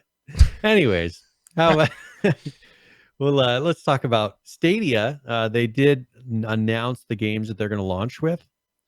And so now it's out now for the people that did the early, like the first pre-order, like the OGs, right? They already have access to it, right? Yes. So November 19th is when it's available. It goes live November 19th. Oh, okay. I thought they already had it. No, they just announced the games. November 19th is when I think they officially are available. Wasn't it like 4 weeks ago people got access to it? Something sold out 4 weeks ago, like the early kit that came with the Google But Home. I don't think the games are on there yet. Oh. I think they released the games here on the 19th. Gotcha. So one thing, just to go over some of these games, there's an official site that you can check out, and Assassin's Creed Odyssey, we knew that one was going to be on there. Destiny 2, the collection, will be on there. Guilt, some cartoon game I've not seen. Just Dance 2020. Oh yeah, baby, bring it on. Yeah. Mortal Kombat 11. Red Dead Redemption 2 will be on there. Thumper, Tomb Raider Definitive Edition, Rise of the Tomb Raider, Shadow of the Tomb Raider on the Definitive Edition, so the nice ones with all the DLCs and everything. Samurai Showdown will be on that, and then they'll be adding a little bit later some additional titles. So I think it's 14 more will be added by the end of 2019. So here in the next month and a half, they'll be adding some more. Attack on Titan 2. That's Borderlands 3, Darksiders Genesis, Dragon Ball, Xenoverse 2, Farming Simulator 19, which I know you love. Final Fantasy 20, or is it 15? Yes, that's what they're at now. 28. Yeah. Final Fantasy 89. Football Manager 2020, and then also they'll be doing Tom Clancy's Ghost Recon Breakpoint, Grid, Metro Exodus, NBA 2020, 2K 2020. That's a very specific thing. It's NBA 2K 2020. 2K spends a lot of money to make sure people say 2K 20. All right. Thank you. Rage 2, Trial Rising, which is a motocross game, Wolfenstein Youngblood, and then who knows whatever else will be. They're talking about they're going to be doing Doom Eternal, Watch Dogs Legions, Gods and Monsters, and Cyberpunk 2077 should be on there as well once they release. All right, so cool, right? Cool stuff. That is not an enticing game catalog. Okay. How much is it though? Okay, it doesn't matter. Hear me out. Most people have already played Red Dead Redemption 2. Let's be honest. That game, people that wanted to play that game already played it. People that are going to play it because of Stadia are not going to play through the entire game. Let's just be honest. I don't think a majority of them will. Red Dead Redemption 2 people have already played the game. They're past that. Yeah. Looking at a couple of these other games, Assassin's Creed Odyssey, it's got its hardcore fans. People are not going to play Destiny on Stadia. They've already owned it's freaking free. It's free. It's already free. Yeah. So nobody's going to be playing Destiny 2. Guilt, again, it's probably a short story game. Fine. Just Dance, nobody's playing Just Dance. Kanai, again, another probably short story game. Supposedly they're going to have like 40 more titles. I think there's like 40 games that are supposed to be on there at some point. Numbers are great, but it's in my opinion, with gaming, it's quality over quantity, because PH brings up a good point. 99% of these games are already on services like Xbox Game Pass or on PlayStation's, is it called PS Now? Yeah. PS Now. So these games are already out there. Mortal Kombat 11, again, Red Dead Redemption, we've already talked about. Thumper, no idea. The Tomb Raider games, these are all old. These aren't new games. These games have already been out. Yeah. So do you think they're going to focus on some of the upcoming? They have to. I mean, really, you're going to buy Stadia for Football Manager 2020 or Farming Simulator 2019? What about for the person who doesn't have a good enough PC to play these games? They already have a console. They already have a console. Yeah. They do. That's where this doesn't make sense. The thing is, what's the price range on this? The monthly thing. So Stadia, $20 a month or something like that. And then you remember, you have to buy these. These aren't free. Yeah. So this is just giving you the ability to buy these games. Correct. Yeah, I forgot about that. So it's $10 a month, right? It's $10 a month plus you have to buy the game. But you don't need any crazy hardware. But people already have it. This is going to be great come next gen consoles. Right now it doesn't make sense. Brian, you can go, Thanksgiving is coming up. Black Friday is coming. You will literally be able to go to Target, Walmart, or any other big box retailer in the US and get an Xbox or PlayStation for less than $200 with a game. Yeah.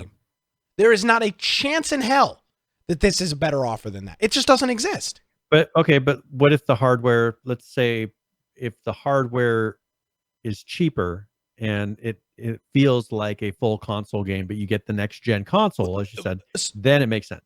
Maybe when we get to the next gen consoles, it will. But right now, it doesn't make sense. This generation of consoles is already mature to the point where it is, dirt cheap to buy them. You want to talk about buying, it's dirt cheap to buy them new. I mean, if I was to go on, I'm going to go on Facebook right now and go to Facebook Marketplace, which, by the way, if you're still using Craigslist, switch over to Facebook Marketplace. 10 times better. If I search for Xbox One near me, let's see what comes up. One thing is the Stadia subscription only contains one game, Destiny 2. Yeah, because it's the only free game. As you said, it's free everywhere else. So here's a used Xbox One white 500 gigabyte for $130. Here's an Xbox One almost brand new, barely used, comes with NBA for $140. Yeah, it just doesn't make sense. But this will be next gen, when a whole new set of hardware they can, without you going out and buying that, and you can use this, you can get those graphics and you can get that game, however it is. It makes sense later, but it's good that they get out in front of it early.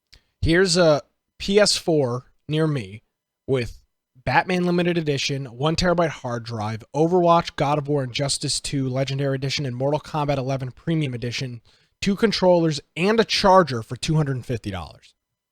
Yeah. It just doesn't, I don't think it makes sense. Right now, it doesn't make sense. Now, again, but if they can get a decent collection of games on there and then start picking up the newest ones that are only going to be, that are going to need the next generation Xbox or PS4 or PS5 to run, or a high-end PC, and you can get that without that hardware for $10 a month, just for the ability rather than buying. It's like renting a computer, which or always is renting a bad for the console. consumer. Most of the time, renting is never typically Most a of good the time. thing. You know what Stadia? But I'm saying it's equivalent to that. Just like Netflix. I mean, Netflix is good to a point. It's hurt some places, but it's good for the industry. Yeah. You know what Stadia reminds me of?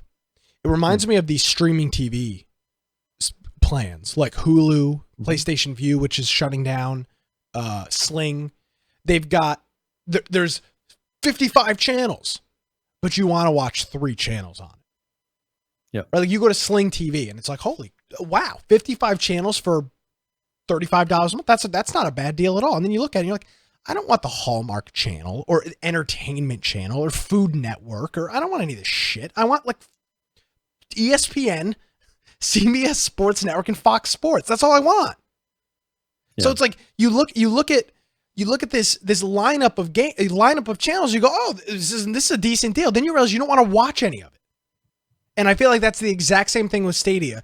You look at this and go, okay, great, 40 games. How many of them do you want to play? 4? And then you got to buy them?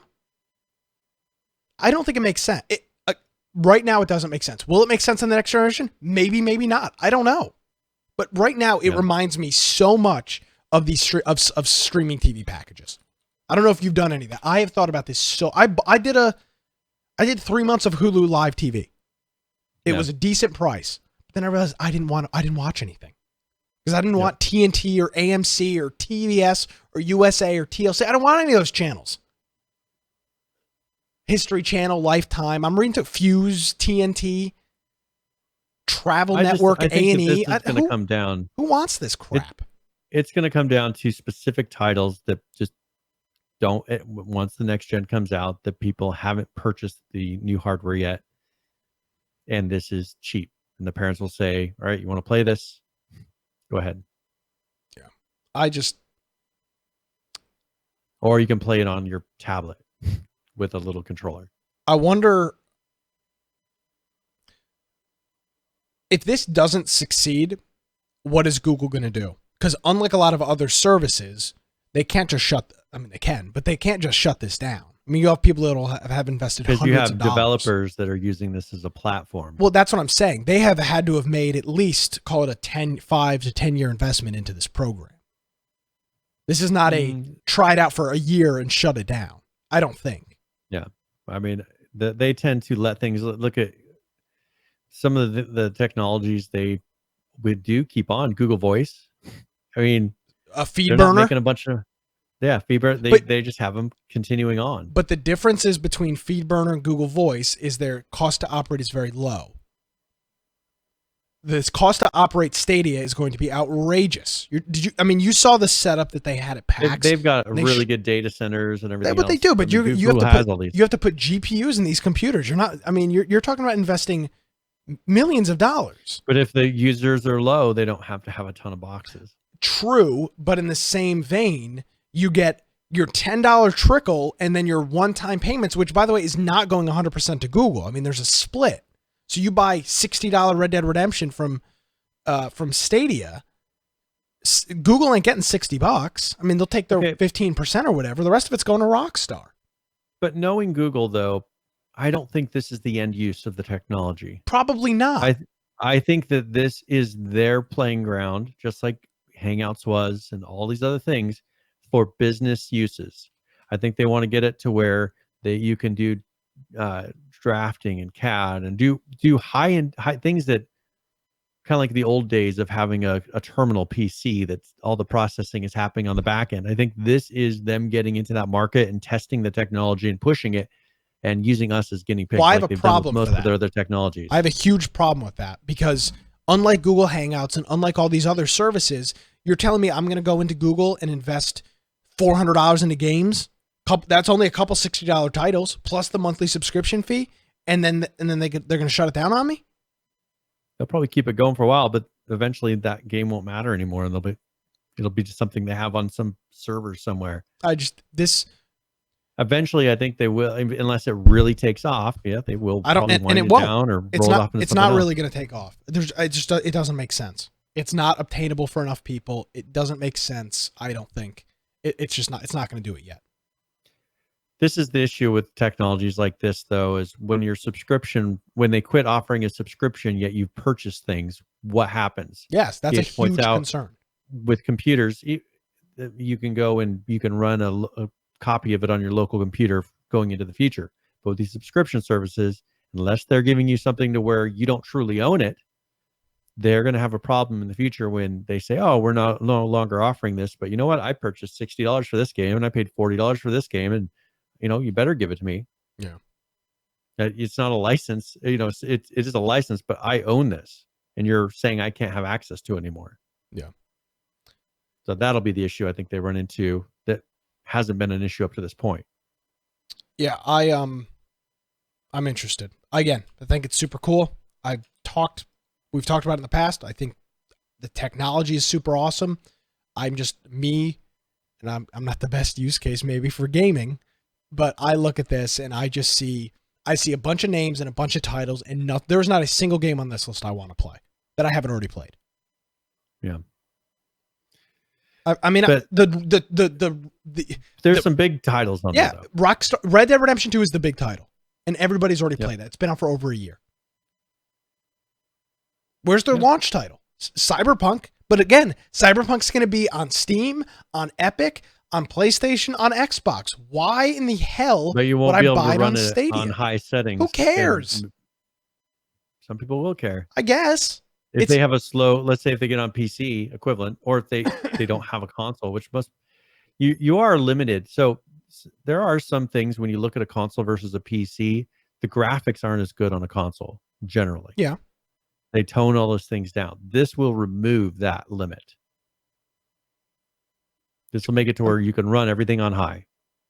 Now, because before people were looking at Red Dead Redemption 2 saying, oh, I can have so much better. Well, they're finding out that even with the latest video card, the top video card on the market right now, you can't run Red Dead Redemption 2 on high. If you have a 4K screen and you're trying to run Red Dead Redemption 2, you cannot run it with the top end video card right now.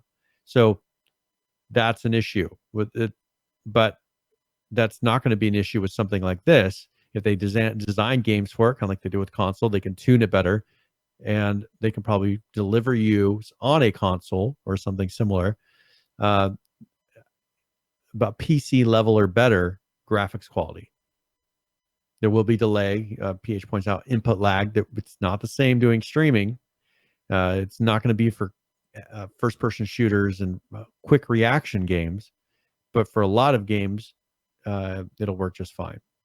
Yeah, and now he does mention that there is a free version of Stadia, and there is. It's not out yet, but it's limited to the graphics are limited. There are no free games in it whatsoever, so you have to pay base price for everything. So $60 for every title, and it's probably not going to be allowed on every device.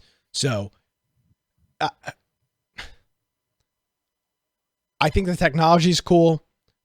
I just don't think we're there. Yeah, Google's usually first, and not the best. Just like the Chromecast, they weren't the best. Fire TV did much better, but they're one of the first to do things. Think about it from this angle. And I know we've had a lot of other stuff we'll get into. You mentioned earlier, kid trying to, instead of buying a console, trying to explain this to somebody else is not going to be the easiest thing in the world. Right? Even my grandparents. So I'm paying a subscription, yet I'm purchasing the game. Yes. Now, why am I paying a subscription? Like if I called my grandmother right now and said Xbox or PlayStation, while she has never used an Xbox or PlayStation, she knows exactly what that is. Same thing with my parents. They know exactly what it is. If I would struggle trying to explain something like Stadia to her. And I'm not saying she's the use case for Stadia. It's like Netflix. You have to pay for. But you have to pay for the movies. They don't use Netflix or anything like that either. They watch I know, TV. but it's the same concept. It's like having Netflix, but you have to pay for the movies. Well, it's like Hulu. I mean, you pay for Hulu and then pay for the stuff. That I think is going to be a problem because you imagine a 14-year-old, 11-year-old Billy is trying to explain to his mom why she needs to spend $10 a month on this service and then buy games as well. And you don't actually have a console. You don't actually have anything physical. And you're playing it on what? Your phone? Because these people aren't playing on computers probably. And there's no console app. So what are they're going to buy a Chromecast and play it on that? That's what Google's recommending. Yeah, on their TV. Yeah, well, they got to play on the TV through the Chromecast. That's what Google recommends. Their little circular, their little hockey puck looking Chromecast. Mm-hmm. Isn't that's going to be a hard sell for non-techie people who you mentioned? I agree is part of the audience because you and I have no interest in this service. It's useless. You've already invested the money. I've already invested the money. I have an entire catalog of video games behind me. I have 24 systems. I've already invested. I've already got the investment. It's a weird service. It's very cool. The technology is super neat. I just think it's going to be too clunky. Well, I don't think it'll take off. I said this originally when we talked about it. I don't know what there's no market. Who's the market for this? Explain to me who the market is. I have no idea. It's too confusing. I mean, right now. This doesn't make sense. This does not make sense for a regular consumer. Trying to explain. Do you think it's kind of like the Google Glass? I mean, Google Glass was for hobbyists and people that wanted to say they owned Google Glass. It's quite the opposite because the hobbyists have no use for this service. But I'm saying it's for people that just want to say that they have a Stadia. But you don't have a Stadia. That's the thing. You don't have anything. You have a freaking Chromecast and a white controller. You have nothing. Yeah. Like here, I got the Apple Watch. I got the AirPods. I got all that stuff. They're physical things. I have them. I gotta live up to my reputation of being privileged. So I have all these things. I don't have Stadia. I won't have anything physical. That does not make sense. PH points out China. Yeah, you think this is going to be allowed in China? I don't know. Not in the form it is. No, God no. And I'm really pissed. Too. Let me tell you what's another thing here. I'm beyond pissed that they wouldn't talk to us at PAX. You're bitter about that. I absolutely am bitter about that. I was really interested in hearing more about their service and have somebody explain it to me, and they wouldn't give us the time of day. So fuck them and their service. They heard about our podcast. They know about it. I mean, seriously. I was just interested. These are the kind of questions I would have liked to ask. Who exactly are you selling this to? No.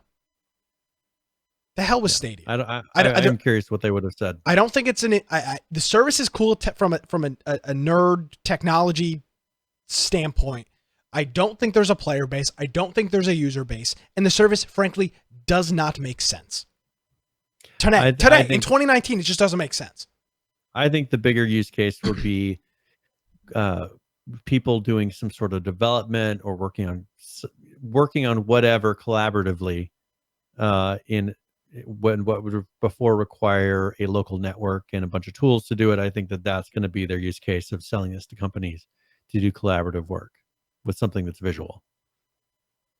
I think that's the use case. I think that's what all this whole thing is for. Maybe. Well, interesting conversation. I enjoyed it. All right. Do you care where we go from here? No, we've got about 25-ish minutes. Okay. So they did announce EA and Steam, they're working together and they're going to be doing a cross save and progression sharing between Origin Access and Steam. So that's something that we've been talking a little bit about, how are these companies going to be handling saves and, doing progress and all this. Steam has not really answered it up to this point. They seem like they just really don't like working with other companies, but I think with the competition that's been popping up lately, I think that now all of a sudden Steam is starting to make some changes and saying, all right, well, we'll add some features. We'll actually do some cross-platform stuff, because with consoles and with everything else, there's been no way with Steam to do any of this. So I think that this is something that it'd be interesting to see how many other companies start to do this. You had mentioned, I don't know, it was a couple weeks ago, how many of these are going to start kind of folding back into Steam. Mm-hmm. For sure. Well, I think they're going to make it to where they just it doesn't matter which one, you know, has all the same features between the two, and then they could eventually probably just merge them into Steam again. I see the two big ones, obviously EA already, but the next one that would make sense would be Uplay. I would see I could see very easily see both of those services kind of mending into Steam, and that would leave you Battle.net, and Battle.net will stay separate because Activision and Blizzard really are not competing for game market. They're their own thing. Yeah. It'll be Battle.net, Epic, Riot if you play League, and then Steam.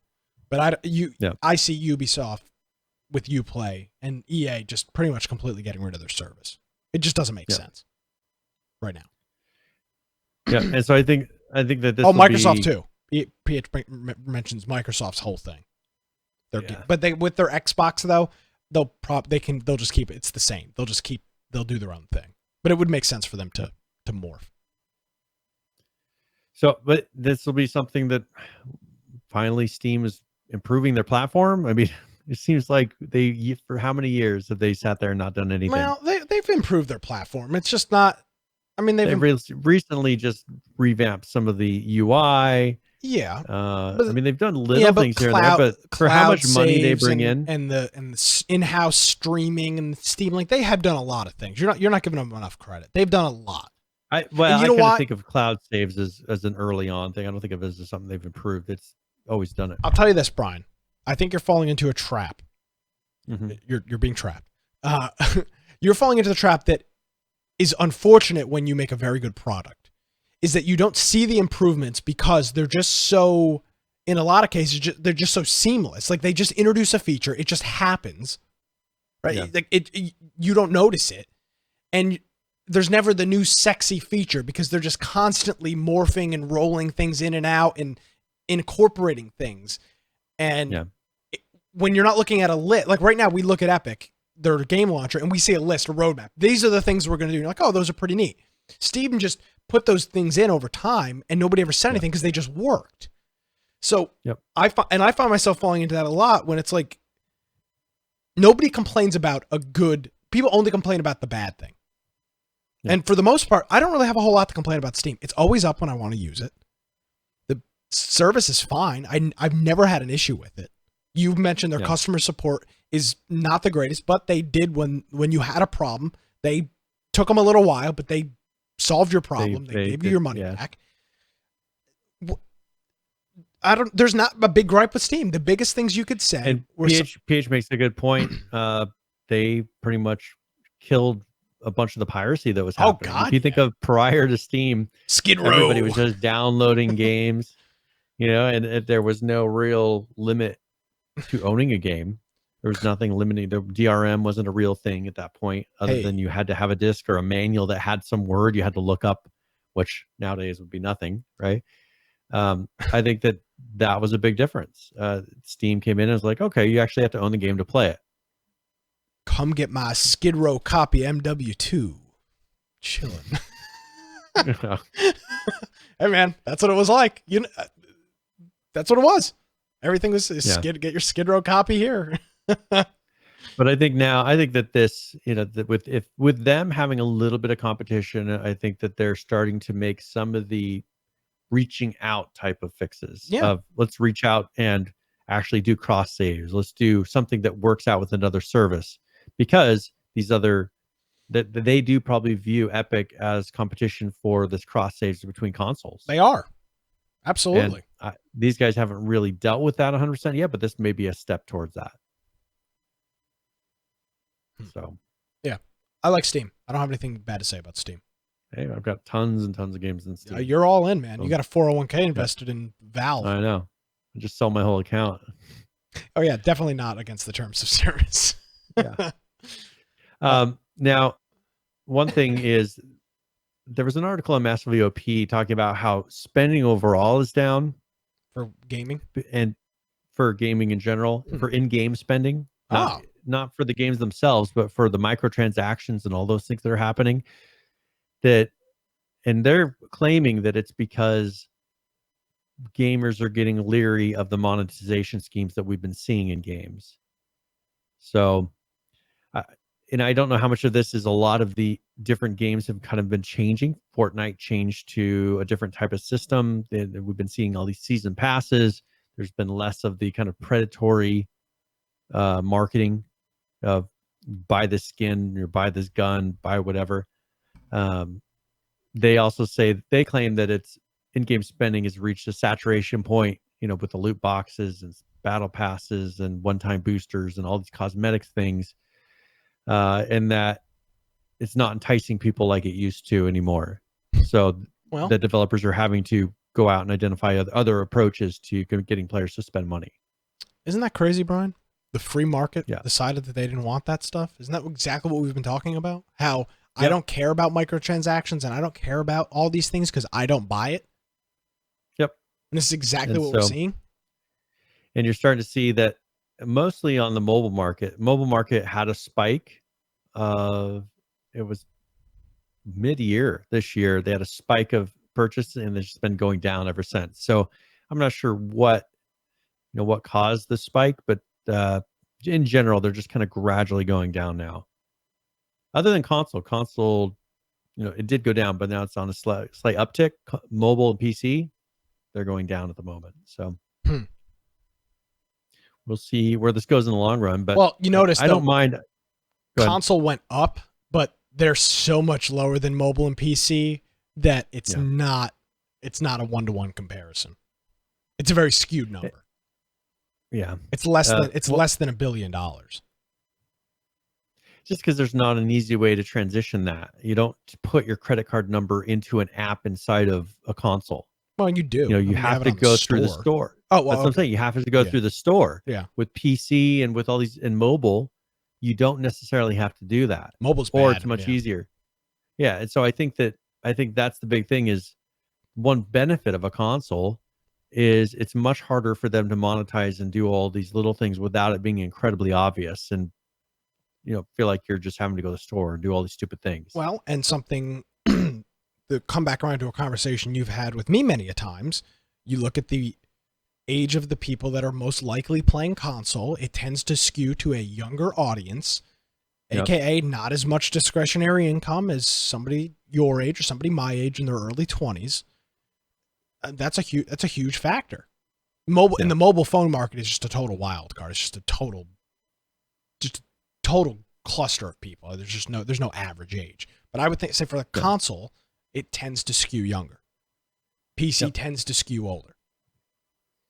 So that makes sense. Yeah, I think also there's less regulatory in the mobile market. I think on PlayStation and Xbox, they can kind of limit and make sure that there's a little bit of quality of service going into what's being purchased on the store.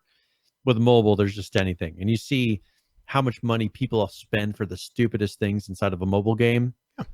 And there's just nothing limiting them. Well, they cater to that 100%, trying to get them just to spend more money. And God bless capitalism. Yeah. And if you don't like it, don't play that game. That's the beauty of it. Yeah. No one is forced to play any of these games. I don't believe I don't think I've ever spent, I know for a fact, I've never spent any money on a in-game mobile game. I've purchased apps and purchased things in apps, but never for games. Like I purchased in-app subscriptions for things, but never a game. I've spent probably like $10 though total. Yeah, I've never spent. I mean, maybe 15. I've never really played anything. I've never really played any mobile games. So we're getting close on time. So, I'm just going to run through a few of the updates that have been. First of all, Arc. Yeah, what do they got? They had their 301.1. And this one was network backend upgrades, new major version required. So that was the one update for November 8th. And then November 10th, they fixed an exploit and fixed a server crash. That was on the server only. So that's 301.2. So that's pretty much all the updates for Arc this week. So if you're hoping for some new cool dinosaur or something, it's not. Yeah, we showed a lot of stuff last week. I mean, you got to give them credit. Yeah. Well, okay. So, but that's the point is they are working on a new DLC. That's where they put all their time. They're just maintaining bug fixes to make sure the servers stay up at this point. Yeah. Subnautica, they had a big update, or they call it the big little update. And this one, mostly bug fixes, but it's a decent list of bug fixes that they have done. So that's the B86 is the update. It's based on a lot of feedback and just bug reports and everything else. So they put out a couple updates in the last couple of months. And I think this is just things left over from all that. And they did upgrade Unity to a newer version. Yeah, let's see. So that is waiting for this thing to open for me. That they did. There's 53 bullet points on this update. This is a lot. It's not many big things. It's a big update.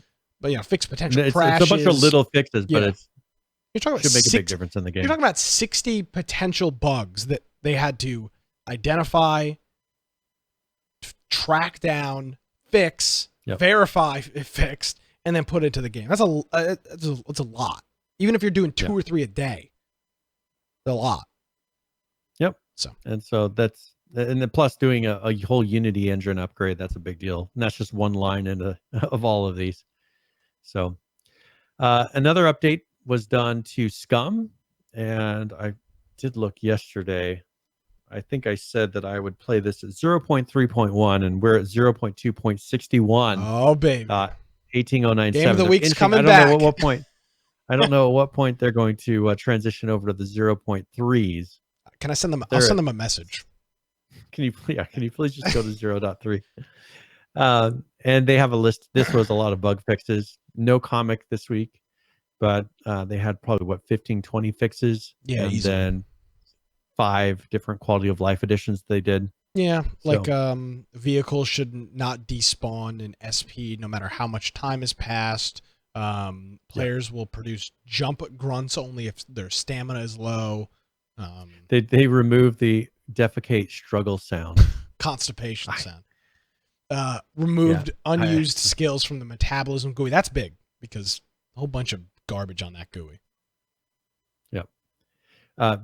Player will produce jump grunts only if low on stamina. So whatever. Yeah. The Ark. That guy's an Ark. Yep. All right. So also we have Xera. They put out an update. This is 5.3. And this one is 3 fixes. They removed the Halloween event. Well, I guess not so much a fix, but the Halloween event is over. So they removed that. They fixed an issue with AI movement causing them to move abnormally. And then they updated their German translation. Also, we have on here Survive the Nights. And actually, Survive the Nights, this is one that they haven't put out updates for a while. This is a huge update. And so they put out, they've been saving up this one. This is the 0.11.37, came out on November 7th. And it's kind of like it's 6 or 7 page update. There are a bunch of fixes. There's about 150 updates on this page. Yeah. So it's a really big bug fix patch. And so if you have been following that, make sure you jump in and try it out. One thing they did add some decent things in here. For instance, a working RV vehicle, they added it into the game. But it's kind of mixed in with all these other things, a bunch of fixes, and then adding some new content. So that is Survive the Night. You know what I found? Give me 1 second. Back on the Survive the Night. I probably have seen it before, just haven't noticed it. Right in their patch here, they put at the end of it, this will be our last stable patch before our public alpha version 1.0. We will only be doing experimental patches now as we approach release. If you're enjoying this game, please write a Steam review or update your current one. I don't think they're listed on the store right now. So I think they're getting people that are playing the game to go on there before they go to 1.0 and actually list. Yeah, let's see. Survive the... Yeah, I don't see them. Yeah, I don't see them. So I think that's interesting. And the bigger part is the second part of that, not just the write a review. Update your review. You know, a lot of people write a review 10 hours in. Then they play another 60 hours and they never update the review. Go play it. Yeah. See what you think of it now. If you like it, then write a review, and give an updated, because there's people, you could say day one that the game ran like crap. Or vice versa. You could say day one that, I really enjoyed playing the game. Then you realize that by the third day, you're like, there's nothing to do. Yeah. And so update your review. I just thought that was interesting. I'm not used to seeing that from developers. So, and I think they're just all anticipating this for the 1.0. Yeah, that'll be cool. I'll have to go back in and try it and see because I remember when I played it early on, there was lag and everything else. I'll have to see because they've done a lot of fixes. How much is and it? Content. It is $25. Which isn't a horrible price. No, it's a very good price. If it works well. I wonder if I own this. I don't think you do. Yeah, I don't see it. I forgive you. All right. So Rocket League, they put out, it was more of an article explaining their blueprints because they're changing the whole system where they don't have all of the same like decryptors and crates and everything. It isn't working the same. What they do now is you get a blueprint and then you're able to, so you reveal a blueprint from playing games. And then you're able to go and pretty much build the item in the blueprint based on things you get in the game. So, blueprints that have been converted from crates will be unrevealed, but then these other ones that you get, I think, from playing the games, those ones you have to reveal, or will be that. I think. Okay, take that back. So the blueprints that you get converted from crates are unrevealed, and you have to reveal them, and then the other ones are revealed. So this is a whole new system. They're getting rid of, they're no longer offering those decryptors that they were doing before. And so if you had those, they're going to be converting them into some sorts of credits. Something. So if you have decryptors, you'll get something for them. But then they'll be moving to this blueprint system. And this company was purchased by Epic. And then I think they're kind of reworking and getting more into their line of thinking of how season passes and everything else and getting away from these microtransactions. Yeah, for sure. So, and I think this is a smart thing in the long run to keep the game alive. Bingo. Because it was expensive trying to get all these cars and buying the keys. I mean, they were expensive. Yep. Fortunately, not something I ever had to worry about. Yeah. Now, you had posted something in here. Yeah. Based on your shirt. I wasn't sure if you wanted to. Yeah, so the Sonic movie released a new trailer today. We're not going to show it on the show because we'll definitely get a DMCA takedown for that. But the interesting thing I noted on it, first of all, the trailer looked good, was that it wasn't normally, and specifically about us, we have been very critical in the past of isolated groups of people on the internet saying things and that changing major things based on a small subset of people. Now, I think most people would agree that the original Sonic the Hedgehog trailer looked atrocious.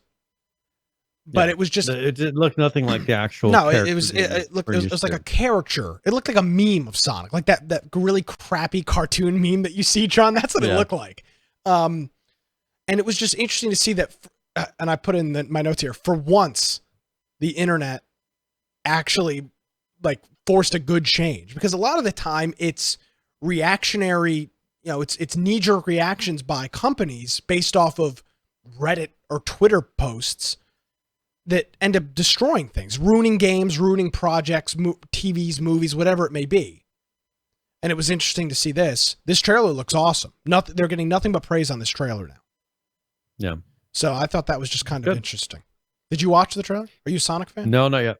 But I remember the original trailer. I didn't see this because I just got back before. Yeah.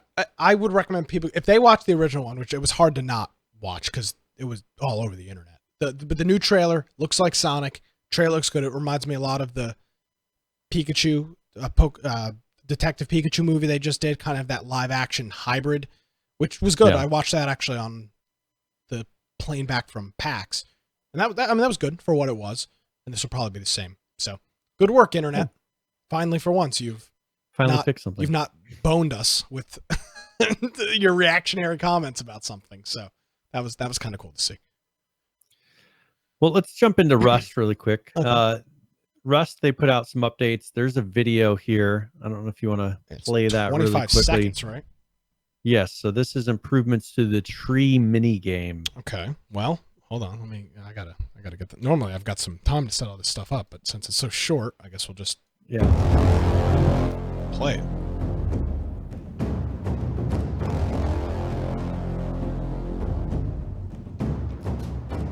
You see the little red marks you're used to. Oh yeah.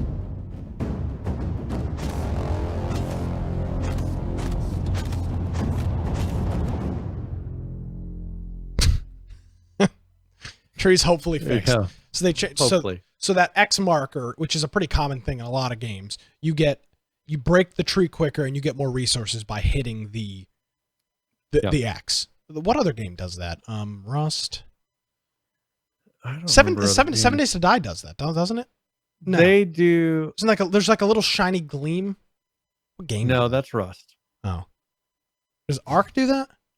Fortnite. Fortnite. Yes, that's what I'm thinking. Fortnite does that. Yes, they do. The little like pulsating thing. Mm-hmm. Yeah. And so now they have this new system on the palm, the birch, the oak, the swamp, and the beech trees. So, and this, it should make it to where it's more reliable. So you actually can treat it like a mini game and kind of spin around the tree. Before it was just like a little like gem glow. It wasn't super. Well, on the rocks it was. On the Okay. trees it was a red mark. Gotcha. But I think it was kind of unreliable. People couldn't do it very quickly, I think, because of how it was not reliable and where it went. Well, yeah, because where your crosshair wasn't where you'd hit the tree, so you were like it was kind of a pain from what I remember. Yeah, and it was depending on a lot of the different tree shapes. So like the curved palm tree, the swamp trees with the large bases, those were having a lot of issues with the collision on the client and the server, and it wasn't accurate. So this should make it to where it's much more accurate and should help with that. And there's also another little video. I don't know if you want to get that loaded up. You don't start playing it yet, but that I'll talk about that in a second. They went through and added vending machine map markers. They fixed some issues with campfires, and like for instance, if you put a campfire on a slope, the fire would go straight out from the slope and not actually kind of aims. Fire goes up. And so they fixed that. There was an exploit with hot air balloons they fixed. They've been optimizing the environment art. Rust has surprisingly good environment art. I mean, it looks really nice for what the game is. They also have been doing improvements to they made a medium battery that you can do for 75 scrap. And so for people that are running electronics and lights and everything else, maybe that the area that shocks everybody, for the entry area, so that they have that. They've been fixing the batteries quite a bit.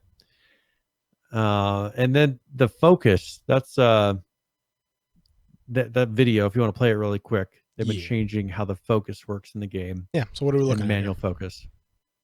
Oh. So they have depth of field where you can go in there and manually adjust the depth of field. Huh. So I think it's mostly good for doing photos. Yeah, for videos. For content creators that want to do cool videos, pictures, things like that. Like so DSLR over here. Yep.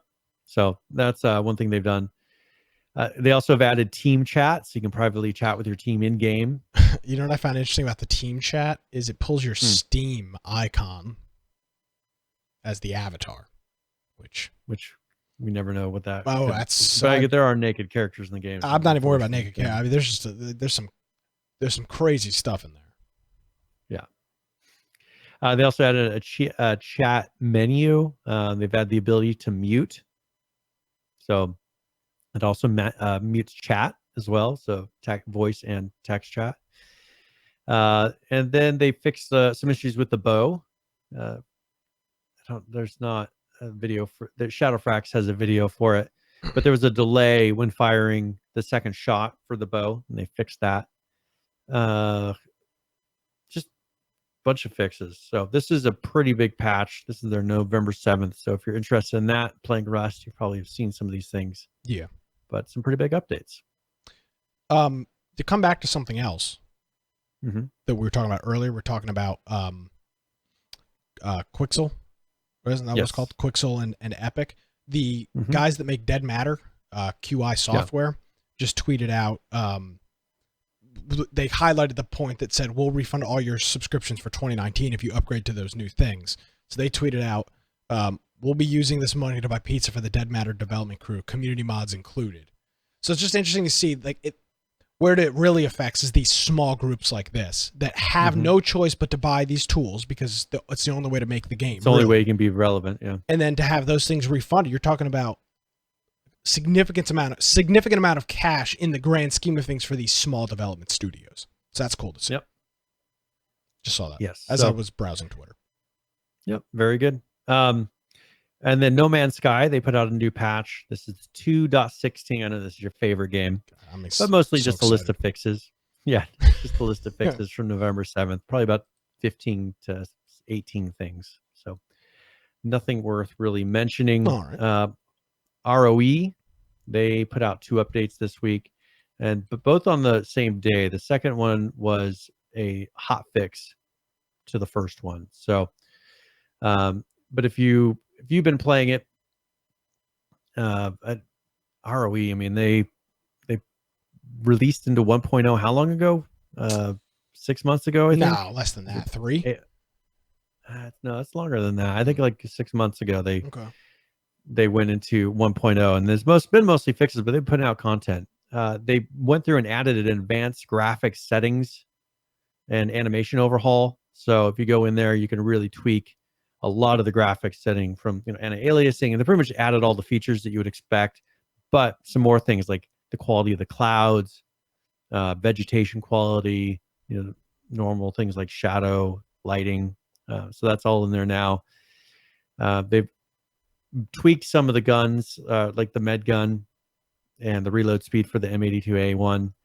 They've gone through and been optimizing the animations. So like when you climb up things and vaulting and jumping, a lot of those things they've just made better, and then enabled some additional character looks and did a bunch of fixes on it. So if you're playing that game, maybe you'll probably notice some of the movement changes most. And then the bug fix was just one thing that was causing issue with matchmaking that they did the same day, probably because it's based on that patch.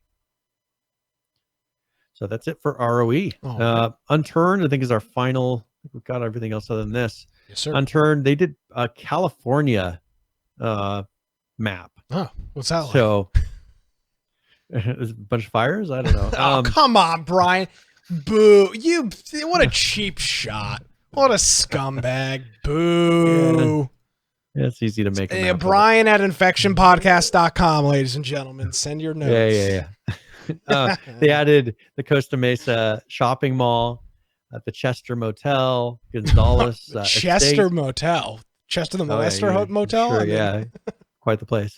Monterey, Calabasas. Oh, come on. It's Calabash. But Calabash, I don't know. I've never been there. Oh, Jesus. There's actually there's a YouTube video for this. I didn't put it. I don't know if you want to try playing. It's a minute. Do you have access to it? I can put it in there. Oh, watch the release trailer video. Yeah, hold on. Let me get this. I didn't put it in there, but I'll put it in the show notes. But it's their release trailer. Yeah, give me a California. Stall for me. Let me get this queued up. Yeah, no worries. They also have added a journalist, of course, because California has lots of journalists. Also a mercenary. I don't know why that's linked to California, but MS-13. Yeah, maybe. I got that video if you want to show that. Okay, go right ahead. Oh yeah, let's take a look. Oh, that's not it. That's you. That's me. Thanks. Oh, hold on. I'm having an issue here. Maybe. Hold on. There we go. We got this. All right, I'm a professional.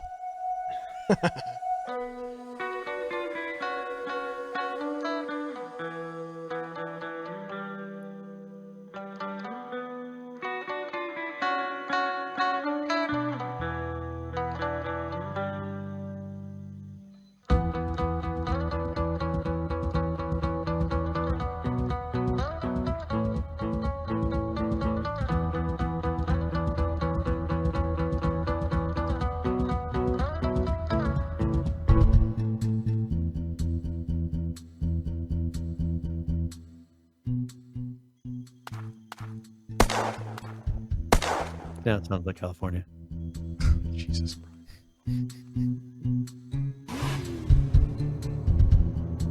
Doesn't sound like a Tesla. It's like they didn't even show off like half of the things that they added. They showed like empty fields. Glad we played that trailer. Like they added all these really cool landmarks, and they show like the outside of a tall building.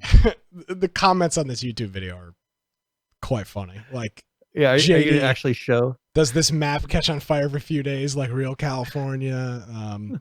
Please bring back the homeless people. Essing on streets. Yeah. Burn. They could have made them. Yeah, they could have made this much more realistic. Yeah. Huh. That'd be the funny thing is if instead of zombies, it was homeless people. Yeah. And they're asking, rather than attacking you, they're asking for change. Yeah. Huh. There's going to be 0 guns, LMAO. Okay. All right. You're getting me in you're putting me in a bad situation. Will you stop? Be an adult. All right. Sorry.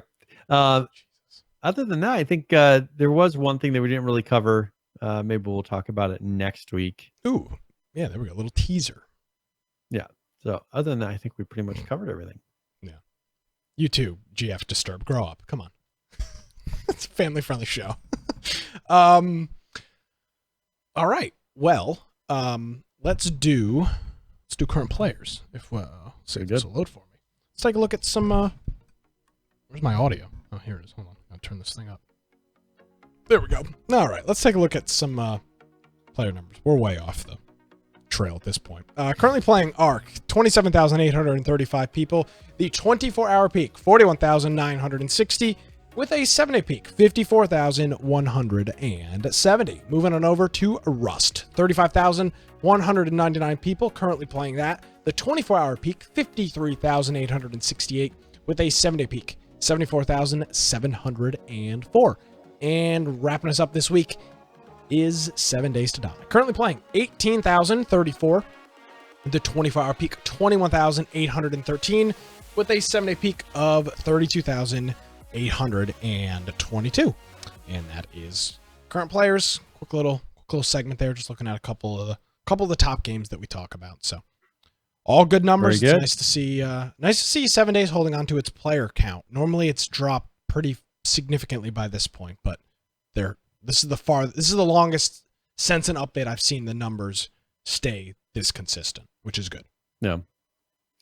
Well, and hopefully they'll put out another update within a reasonable amount of time. Since they did this one much shorter, they've kind of limited the amount that they put. They still put a lot of fixes into it. Yeah. But hopefully they start continuing to keep updates coming out so that you can keep the player numbers up over long term. So. Absolutely. All right. Are you ready for tip of the week? I mean, at this point, yes, we need to get out of here. Let's go for it. Okay. All right. Well, typically either we'll go through a general gaming tip or one for a specific game. And since we talked a little bit about Payday 2 and there's a big update coming for it, that'll be tip of the week. Have you ever played Payday 2? Oh, yeah. How many hours Just do you played a lot. Okay. I don't know how to look. All right, here we go.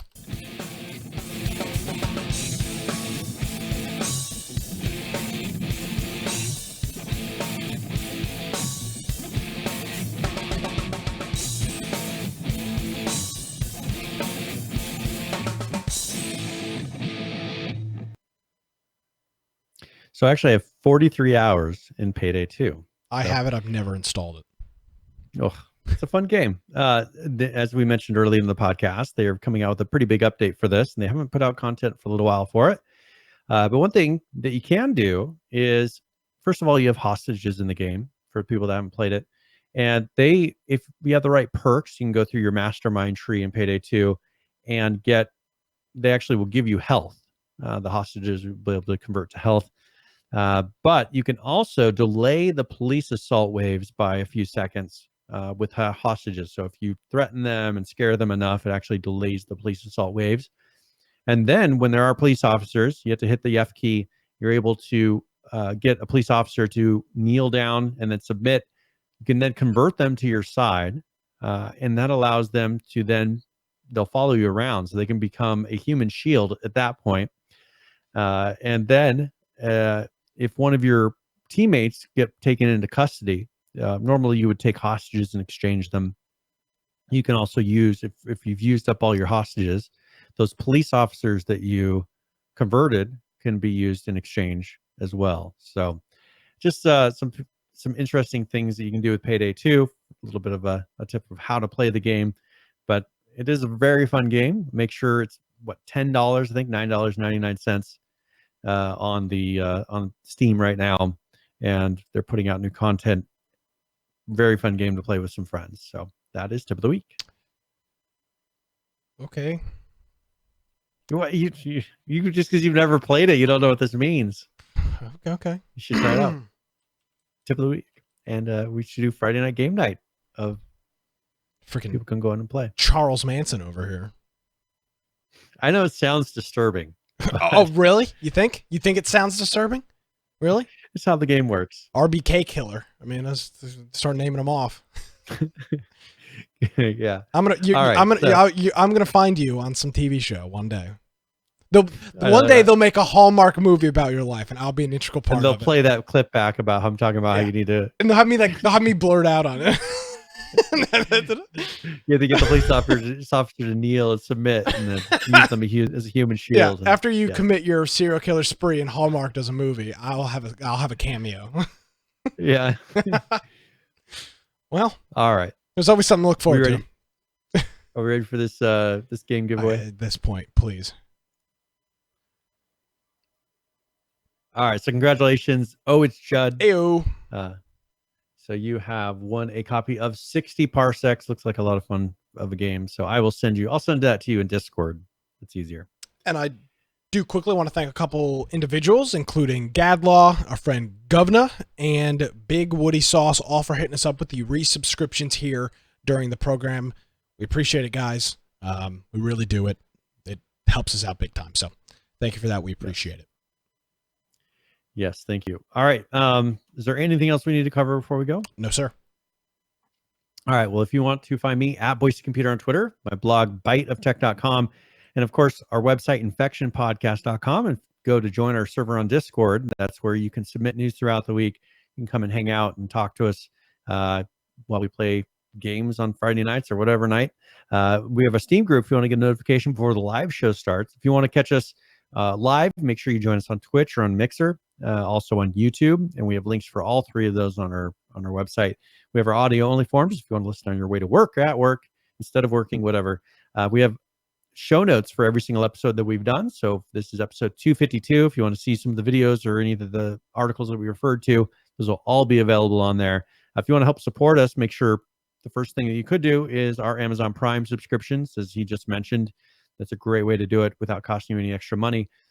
Also, you can go on there and support us through Amazon links, maybe through things you're purchasing for the holidays, and also through Humble Bundles. So I think that's it. My microphone was muted. I was coughing. All right, sorry. Brian, thank you very much. Appreciate it as always. And again, game of the week, nothing specific. Show up Friday night and we'll see. You'll see what's going on. Probably playing some Call of Duty. That's what I'll be playing Friday.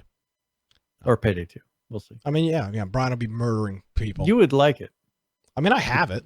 I've got the DLC. I've got all the DLC. It came on a Humble Bundle, like the deluxe edition or whatever. Yeah, you would like it. I mean, it's a fun game. Will you play with me? Yeah, I'll play with you. Okay. Are you gonna murder I haven't played in a long time, so. Will you kill me? No. It's a cooperative game. Yeah, but I mean, you're like a serial killer. I mean, who knows? I mean, you turn on me, turn me into your meat shield. That was never. Yeah. Okay. All right. Thanks, Brian. Have a good. We'll see you next week. We'll see you. Thank you, ladies and gentlemen, for joining us live. If you're not here live, you should be. We're here live every Tuesday evening, right here, 7 p.m. Eastern. We are on Twitch, Mixer, and YouTube Live, the VOD, and everything else you can find on our website. It's infectionpodcast.com. My name is Nick Craig. You can follow me on Twitter at Nicholas M. Craig. Of course, if you missed any portion of the show, show notes, images, links, all that fun stuff is on our website, infectionpodcast.com. Thank you so much for joining us, everybody. Have a great week. We'll see you next time.